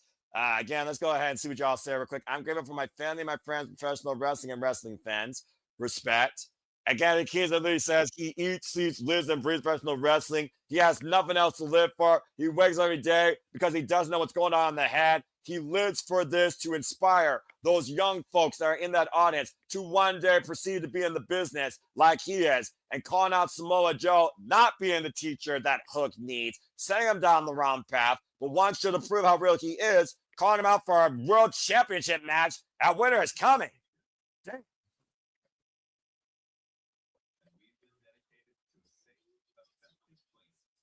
Would you like to say something? Something? Okay, that's a little bit. All right. So, again, we heard it. I didn't want to shout it, and then you'd be like, "You're still robotic." Ow, my ears. Well, I'm not going to do that to you. Besides, I'm a professional. I do things privately. That being said, JJ, what are your takeaways from Eddie Kingston's shoot promo? That wasn't a work, bro. That was straight from the heart, and that was straight to the champ. My question is where the fuck was this Eddie Kingston 20 years ago? I probably wouldn't hate the motherfucker the way I do if this Eddie Kingston existed 20 years ago. Right? You're about to say you had a personal vendetta against him. Part Shit. of me, look at Charles' comment here. Part of me would want A to win the AEW World Championship, but Joe shouldn't lose the belt at all until MJF returns. Well, speaking of World's End, it was World's End 2023 where Samoa Joe ended MJF's world. And we know the devil is coming. Yeah, I still think history is going to repeat itself, but in reverse. 2 years later. Mm-hmm. We'll find out if you're right soon enough. And of course, Tony Khan has yet to make that match official. But again, folks, it is official. It is part of the Continental Classic. I will send you those graphics, by the way, for this. We are coming. Winter is coming. So stay tuned for that from Atlanta, Georgia. And that will be December 10th as the holiday season moves forward. And speaking of the holiday season, as I talked about earlier, we will be covering, of course, Ring of Honor Final Battle. And it looks like it's been made official. Red Velvet has cashed in her rematch clause to challenge Mercedes Moné back for her Ring of Honor Women's World Television Championship. What are you thinking, bro? Do you think we get a Steen appearance here? Think about it. He debuted at Winter is Coming. That is true. And Winter is Coming is going to be in WCW territory. You're absolutely right. And Darby Allin could be in action that night. But again, no seconds at ringside. But he could be there supporting his boy and maybe supporting him in a backstage interview. I wouldn't rule it out. But again, I think it's safe to say after the baseball bat pass, he's retired. And why AEW has turned the world upside down when it comes to what professional wrestling can be, violent, beautiful, and crazy. Here comes the Toxic Spider coming forward to the ring as we get ready for women's action here on Collision. Yeah, I mean, he doesn't have to get involved in the match. He can come out after the match is over. You know, let's say Darby loses and gets a post-match beatdown. Steen can come out for the save. You know, just a nice little holiday gift to the fans in Atlanta. I can see that considering where we are. And of course, Greensboro, of course, another stomping ground of WCW. But I don't think there's no nice gifts that Thekla wants to bring to Ty Mello or this AEW women's division as she vows to make sure that this division is fully toxic with her madness. And of course, Thekla was part of the winning side of Blood and Guts, but of course, lost against Jamie Hayter at Wrestle Dream, handed her first singles loss in her AEW career. I would say, JJ, that Thekla has been one of the quickest, I would say, adaptive wrestlers to come across from Japan to transcend here in America at AEW. She has been running roughshod here. One of the most bizarre. That's probably fair. I mean, would you say more so than Hikaru Shida? Well, considering the short span, of course, she is still dealing with visa issues, by the way. Former AEW Women's World Champion.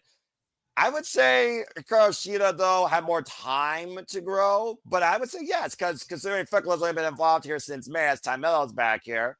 And of course, it's great seeing Tymelo. She was unsure she would be back in the ring again since being a mother. Wasn't sure if she could still do this anymore. And of course, Ty J had their chance to become the AEW Women's Tag Team Champions, but lost in the opening round. Both these women right now are looking for a reset, as of course, Stat Daddy's waiting to see who steps up next. Referee might pause it for this contest. Bell reigns were underway. And of course, Chris Statlander, as I echoed, and JJ, you don't have to say I was right because, again, I respect you, as I'm sure you respect me. But Chris Statlander is still the AEW Women's World Champion, as she is the first and only woman now to not only hold the TBS and Women's World title, but be both Mercedes Moné and Timeless Toni Storm in the same calendar year for the same implication. Look, I'm going to forever give you crap about Stat. You know that. Just like you're going to forever give me crap about Chase U and Thea Hale. And much more. But I am glad that Stat retained. I did not want Mercedes to win. But when it comes to predictions, it's kind of hard to bet against Mercedes.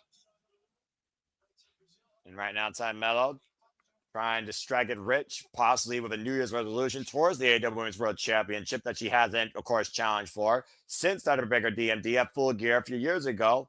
Nice back kick there by Tymel. Of course, multiple back blue belt jiu-jitsu, the cover, and a 2 count. Fekla able to kick out, and Fekla, of course, one chance at the AEW Women's World Championship of her career in that fatal 4-way at AEW All Out. Look, I know Ty Mello is not the most seasoned wrestler, but she looks like she's literally walking through the motions. Like she is moving so slow with some of those moves in the covers.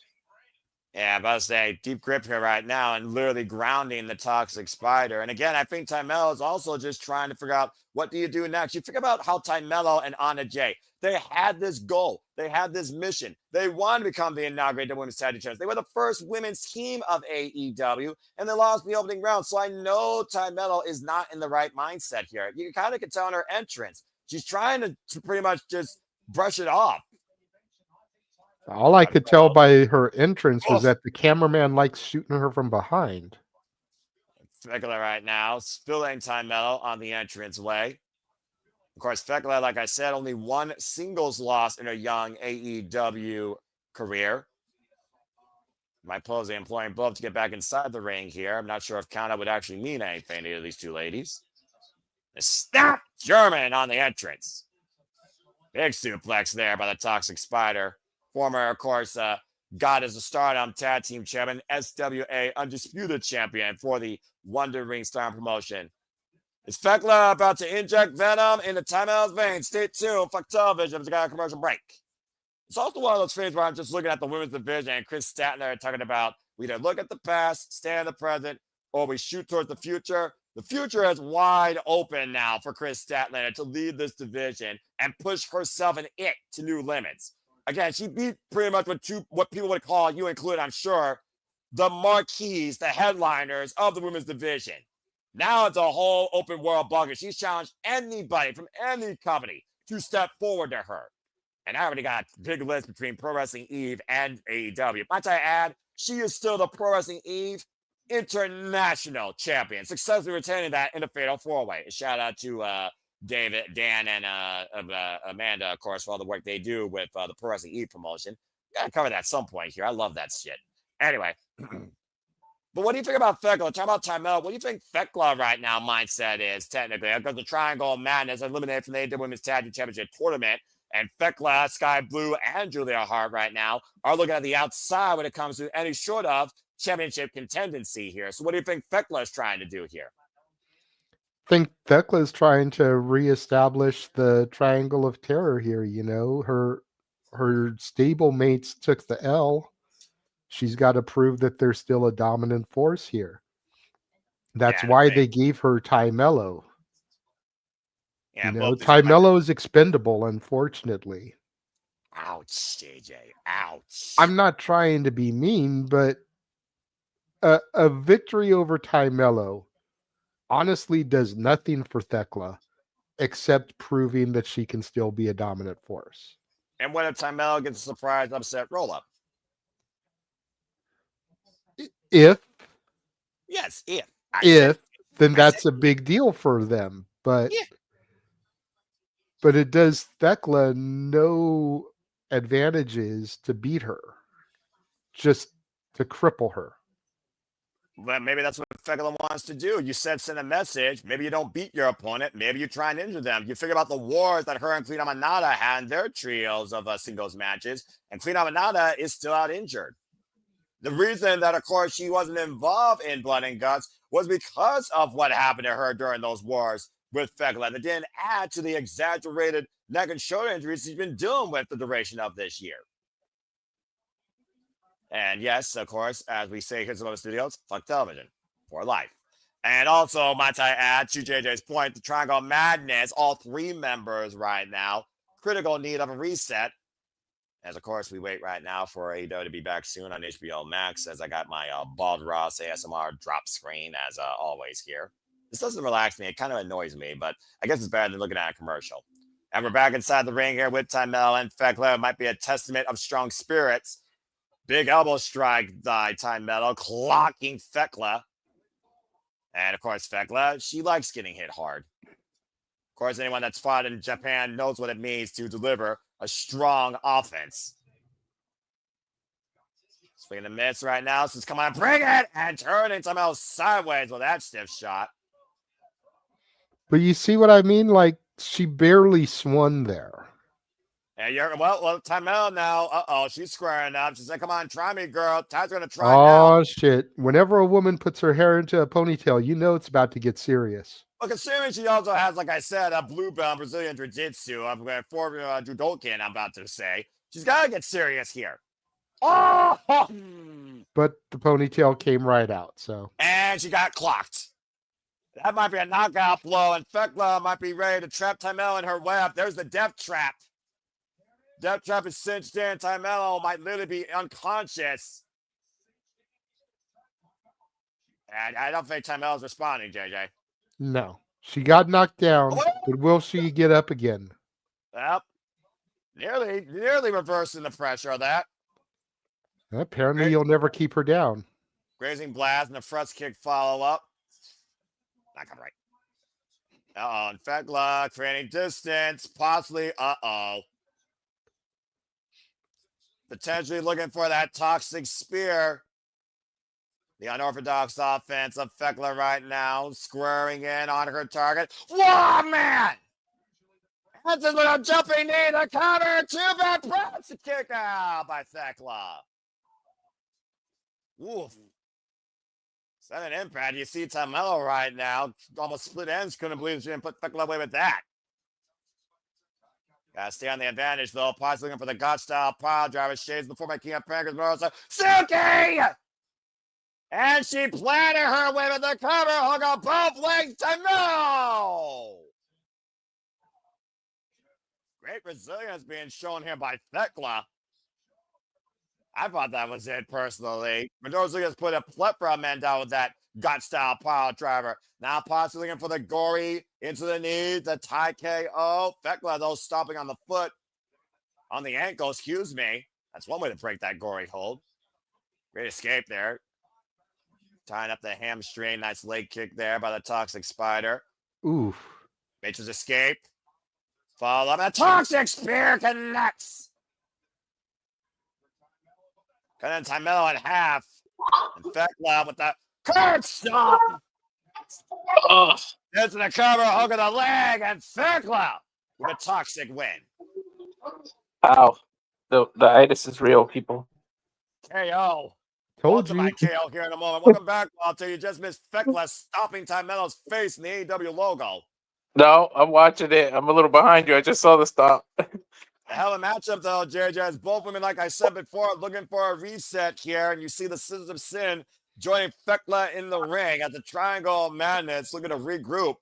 Dude, I found Carmen Sandiego. In the audience, right? Yeah.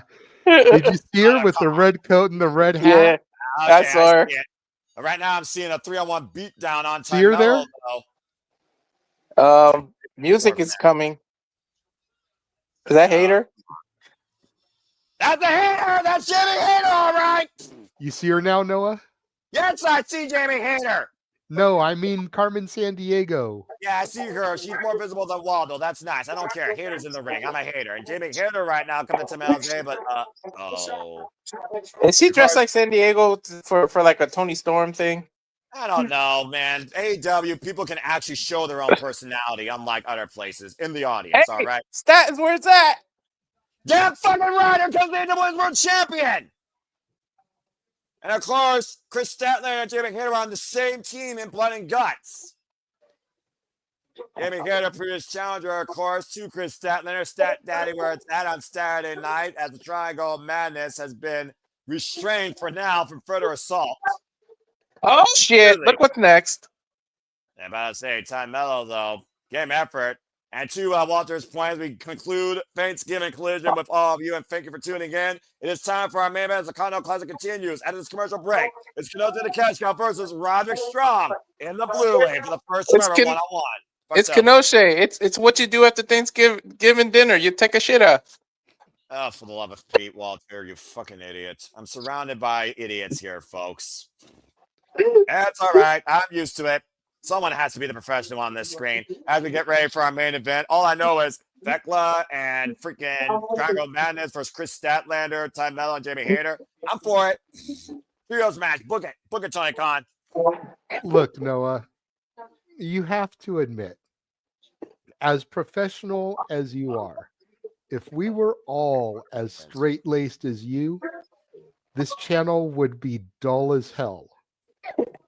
Yeah, it would be pretty simple. I wouldn't expect anything less. I'm the contrast to y'all's madness. Exactly. It's the madness that keeps people coming back and entertained. Not everyone their own. I just care about what I see in and that it's ring. the way that you deal with the madness that keeps everybody entertained. Yeah, well, I got a long leash. You're lucky. That being said, we're on a full commercial break as we wait for Not with Nick on that shenanigans. That was funny.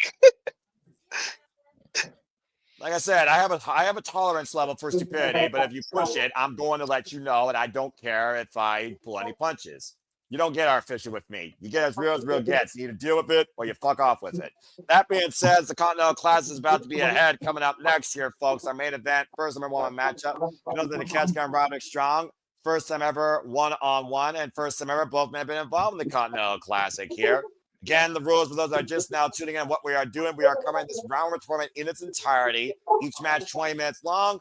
Maximum 3 points for a win, 1 point for a draw, and everyone is banned from ringside. If anyone gets involved, they are banned from AEW. I love that shit. Freaking tournament integrity for once. Damn it. Anyway, yeah, Thekla is awesome, by the way. I've been a fan of that crazy Austrian since she showed up part of Donald Del Mondo in freaking Stardom alongside Julia, Mai Sakurai, and of course, Natsupoi. And who was the other member? Oh, yeah, the Jumbo Princess Maka. Part of that begin. So wouldn't expect anything less from that guy. And Charles saying Walter is not wrong. Well, of course, Charles is going to say that both of you guys are right. He's as screwed up as you two. Anyway, commercial break right now as we're just waiting for a main event. Folks, again, please subscribe, comment, tell friends. We'll be back tomorrow night with Survivor Series, simply predicting 10:30 Standard Time. Coverage of Survivor Series the following night. Saturday shenanigans, of course, afterwards. And then we'll be back here next with more Continental Classic coverage, as well as Ring of Honor, Final Battle, and so much more. So stay tuned as, of course, we bring you into the holiday season and the final month of the year. I cannot believe next week we're going to be in December. What the hell? Yo, where did time go? I don't know, man. Speaking of time, it's main event time on Thanksgiving Collision. Here comes the Alpha, Konosuke Takeshita. Catch up for those that actually understand how to say his name. I know how to say his name. I know, but I'm going to give you guys slack as much as I fucking can. Kenote the Catch got current IWGP World Heavyweight Champion, of course. And, of course, already knows how to win a Robert tournament. This year's winner of the G1 Climax. I want the remote from Click and fast forward to the finals because I know what it's going to be. And I want it, damn it. I really hope you're wrong, just so I can make you both eat crow to show you that it's not that damn predictable. But that being said, Kenosis the catch gets trying to do what Okada couldn't do in the other league, win 3 points, and go up there to be tied with John Moxley and Claudio Castagnoli. Look, if Takeshita wins, he'd be the first person to win the G1 and the C2 in the same year. That would be correct. You'd make history. That's all the more reason why I think Tony will make that the final. Yeah, well, the last time you went with a historical stat, it bit you in the ass. But we'll see. Let's wait for the Messiah of the Backbreaker, Roderick Strong. Wow, that's a strong time. Roderick Strong ain't no slouch either. Well, I'm about to say, the Messiah of the Backbreaker, and former, of course, multiple-time tag team champion in Ring of Honor, and, of course, NXT, and I believe a former Ring of Honor world champion and former AEW international champion. Those are the Titantron, by the way, guys. That's not Paragon. That's just straight-up Roderick Strong. He's in this for himself. Of course, Don Kaz is on commentary, but Don Kaz knows he cannot get involved in this, or he risks getting banned from All Elite Wrestling. Although, would that be a bad thing? I'm just saying. That wouldn't be a bad thing for us. Actually, it would be. It would be a bad thing because there's a lot of people under the Don Callis umbrella that cannot cut promos. You're and right. Don Callis serves that as a manager. Yeah, one of the things a manager is supposed to do is get their talent over. He's got something important to say, JJ, apparently. Kenosuke and Roderick Strong tied up in the ropes right now. Let's see if we get a clean break here. So Don Callis and his dysfunctional family, because it's about to go upside on him. Well, I'm about to say, his two greatest agents, his greatest assets, his greatest, most accomplished members might come to blows and both might leave him. He might be forced to make a choice. Then again, not the first time he literally screwdrivered somebody in the head. Kenosuke right now with a Greco-Roman knuckle hold, driving Roderick Strong down to the canvas. Roderick Strong, former Ring of Honor World Television Champion 2 times over, former Ring of Honor World Champion, and former, of course, as I said, my God, that was a nice trip to the switch to the submission. That was nice. NXT North American Champion. You're going to talk about again, Walter, your craft, traditional wrestling. You love that shit. And you're definitely going to see that Roderick Strong, where he might have to work over more than just the back of the alpha here. Well, it's been told to me through very reliable sources that Roderick Strong trained for 3 weeks at Miyagi's dojo, so he knows how to sweep the leg. Roderick Strong right now, of course, first time ever involved in the Continental Classic here, and a first time ever one-on-one matchup with Kenosuke Takeshita, despite how many times these men have shared the ring in trios matches and the Casino Gauntlet matches. Roderick Strong bringing Kenosuke down with the side headlock. Takeshita, though, might have the leverage advantage here. Tell the tip, Takeshita might have more of a strength advantage over the Messiah of the Backbreaker. Yeah, you keep Takeshita grounded. He can't do that strong style offense, though. So this is smart by Strong. And waist lock applied here. Of course, Takeshita did beat Zack Sabre Jr. to win the IWGP World Heavyweight Championship, though, at King of Pro Wrestling. Domino stretch attempt here and tossed off. Don't remind Ashley. I was going to say, I know that was a sad day for our Canadian friend, Ash. Well, look, Ashley is, she's a strong spirit. She'll be fine. And right now, Zack Sabre Jr. is working with Lehigh Oiwa during the World Tag League, so there's still a chance that the bloody front man might be part of Wrestle Kingdom 20. And right now, both men tied up in the ropes. Referee Stephon Smith trying to force a clean break here.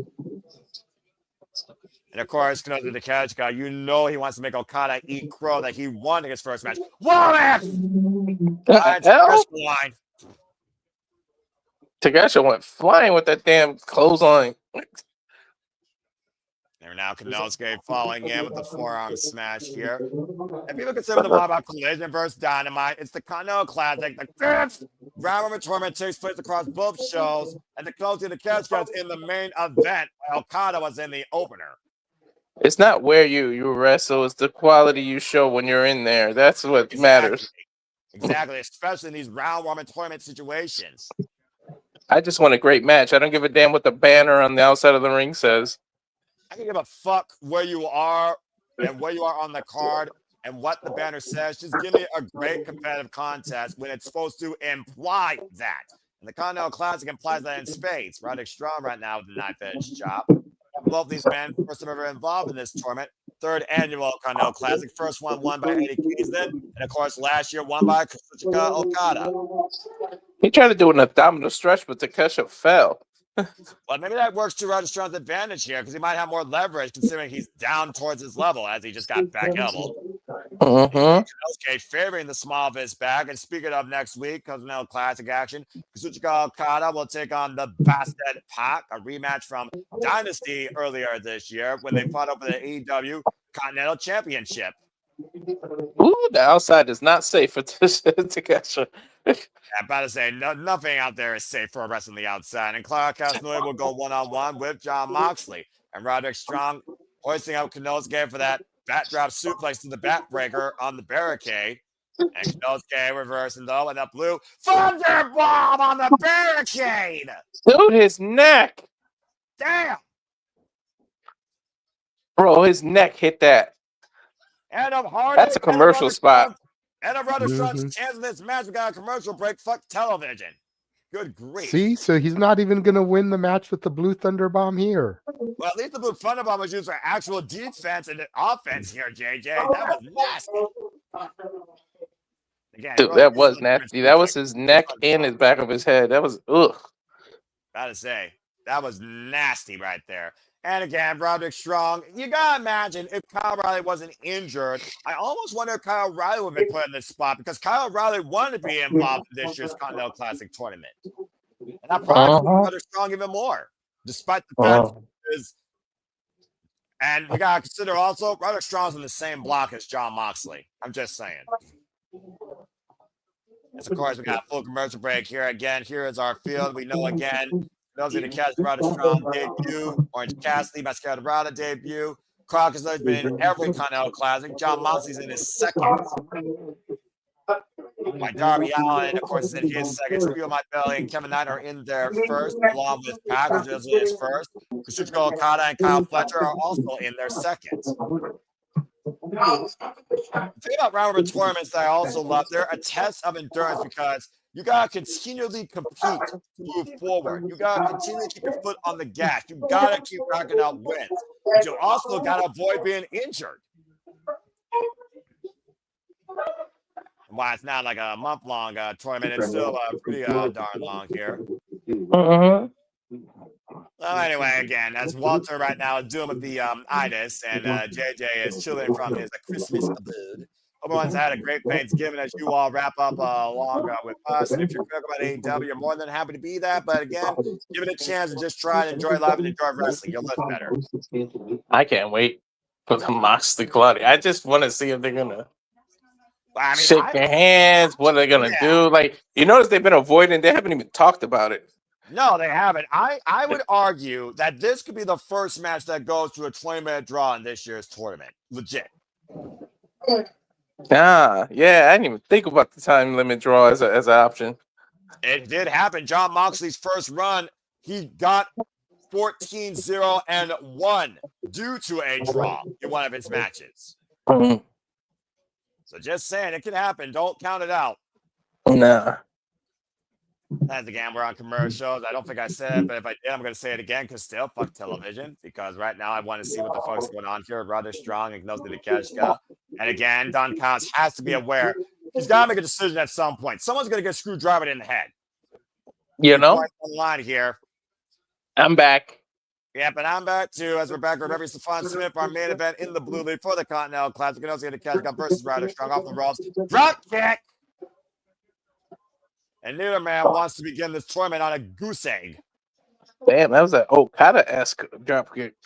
Yeah, by Roderick Strong, not by Knossi Takeshita. And again, it was Okada that hit the Rainmaker on Knossi Takeshita during that CMLL World Trios Championship match at Full Gear. And both men played each other. Lion leg lariat. Ducks underneath the clothesline, and Roderick Strong runs through the alpha. Again, Roderick Strong's been pretty much at his own emotional turmoil since Adam Cole announced his indefinite departure from AEW and wrestling. Olympic Slam. Ooh, nice. He does that so proficiently, by the way. Doesn't he? I mean, Roderick Strong's one of those athletes that is just so complete in that ring. It's underappreciated, in my opinion. Like Shelton Benjamin. And yet Shelton Benjamin never became a freaking world champion. Oh! Bates first, and now hooked up, possibly for a Tiger Driver. High stack two. Kicked out by Konosuke. Either transitioning possibly into the stronghold. Can't hook both legs, though. Konosuke, great awareness, though, raising his body off the mat and finding his way to the ropes to force the break. Smart move by Konosuke Takeshita, using his reach to get out of that. He ain't trying to let him get in. Yeah, right. Speaking of Konosuke Takeshita, his wife, Yuka Saki, will be in action tomorrow night on Ring of Honor against Serena Deeb in the Ring of Honor Women's Pure Championship Tournament, where the winner will go on to face Billy Starks. Someone's ready for that move. Backbreaker denied. And again, Konosuke. Thunder Bomb cover to Dennis. I don't know why you get excited with those covers. Because I love that move and I want to see it actually succeed.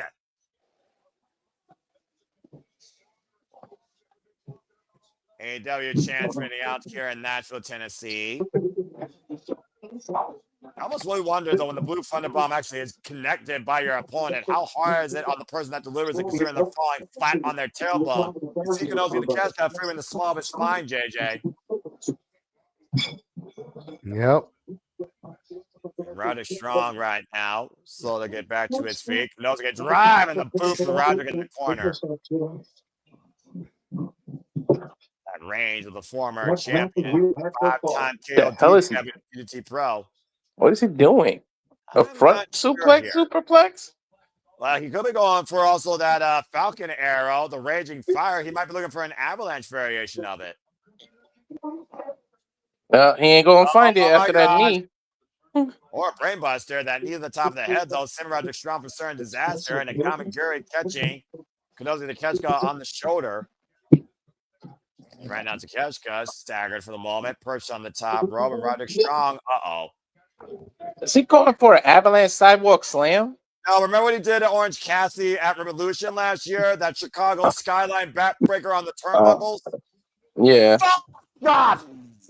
And gets it, but I don't think he got all of it. Konosuke caught more of the ropes. Still a messy landing on those steel cables. Shoots the half, now the cover, lateral press, and 2 count. Ooh, kicked out. Take a look at the replay here, guys. Definitely a backbreaker source, but notice the back only connected with the rope. Of course, that awkward landing, though. He used the ropes. Yeah, exactly. It was more like his upper and lower back hit the ropes versus the entirety of his back hitting the turnbuckle. I almost wonder if that softened the impact of that move. Probably a little bit. Roderick Strong right now might be looking for a brainbuster of his own. And again, Konosuke the counter, hoisting up Roderick Strong. Both men right now in a stronghold, jogging for position. Jumping knee strike. The height on that knee. Heads with an elbow. Big boot, though, by Roderick Strong connects. Is a Garry. Staggers the alpha. Now hoisted up on the shoulders. He's going to go for that cut buster, isn't he? Counting, Walter. Not going to win out. Konosuke the catch count. Once again, up in the Argentine backbreaker position. Strong by nature. Into a vicious backbreaker over the knees. How the hell is Takeshita getting up? And sick kick denied. Okana roll by Konosuke. Roll through wheelbarrow. German suplex from a bridge. High angle Chando. Dude, I love when Takeshita hits that wheelbarrow German. Perfect execution. Incredible core strength despite the damage done to his back and the wind knocked out of him. Again, a man that wrote a thesis on it and trained by Jun Akiyama in the art of it. That's good right now. Scouting Roderick Strong possibly for that power drive knee. And that's about as close as you can come to a 3 without getting it either. Well, he got the power drive knee, and he might be looking to hit the Raging Fire. Stop the fire, Roderick Strong. Here it comes. Raging Fire. Cover 2. The alpha on the board with 3 points. That's gotta hurt. Takeshi got 3 points and Okada didn't. statement made by the current IWGP World Heavyweight Champion. I know that hurt. Well, again, you still might be on that road to that dream match. There you see the leaderboards. John Moxley, Cosmo, Close to the Keshka start their first match with 3 points. Roderick Strong, Mascot Dorado, Orange Cassidy start with 0. Mm-hmm. And of course, tiebreakers are going to become very instrumental the further we go deeper into this field. Again, next week, Clark Casanova goes one-on-one with John Moxley. Kazuchika Okada goes one-on-one with the Bastard Pac. There is a holiday hardcore death match with Timeless Tony Storm and Mina Shirakawa versus Mega Man Shafir for a spot in the finals of the AEW Women's Tag Team Championship Tournament. And more to come from Fishers, Indiana, as the Continental Classic continues. Remember, we said when we did predictions that whoever won the ability to pick the stipulation was probably going to lose the match. And you still might be right on that point, but for right now, I'm just going to say happy wrestling and happy Thanksgiving, everybody. For Walter Cruz, for the Ranking Wrestling, J.J. Williams, I'm Noah Foster. We'll see you tomorrow night for Sidney Dickens Survivor Series. And again, make a positive impact in life and have a good night. And grateful for y'all tuning in. And God bless everybody that enjoys professional wrestling. And to those that celebrate like us, once more, happy Thanksgiving. Walter, cut the fucking feed. Oh.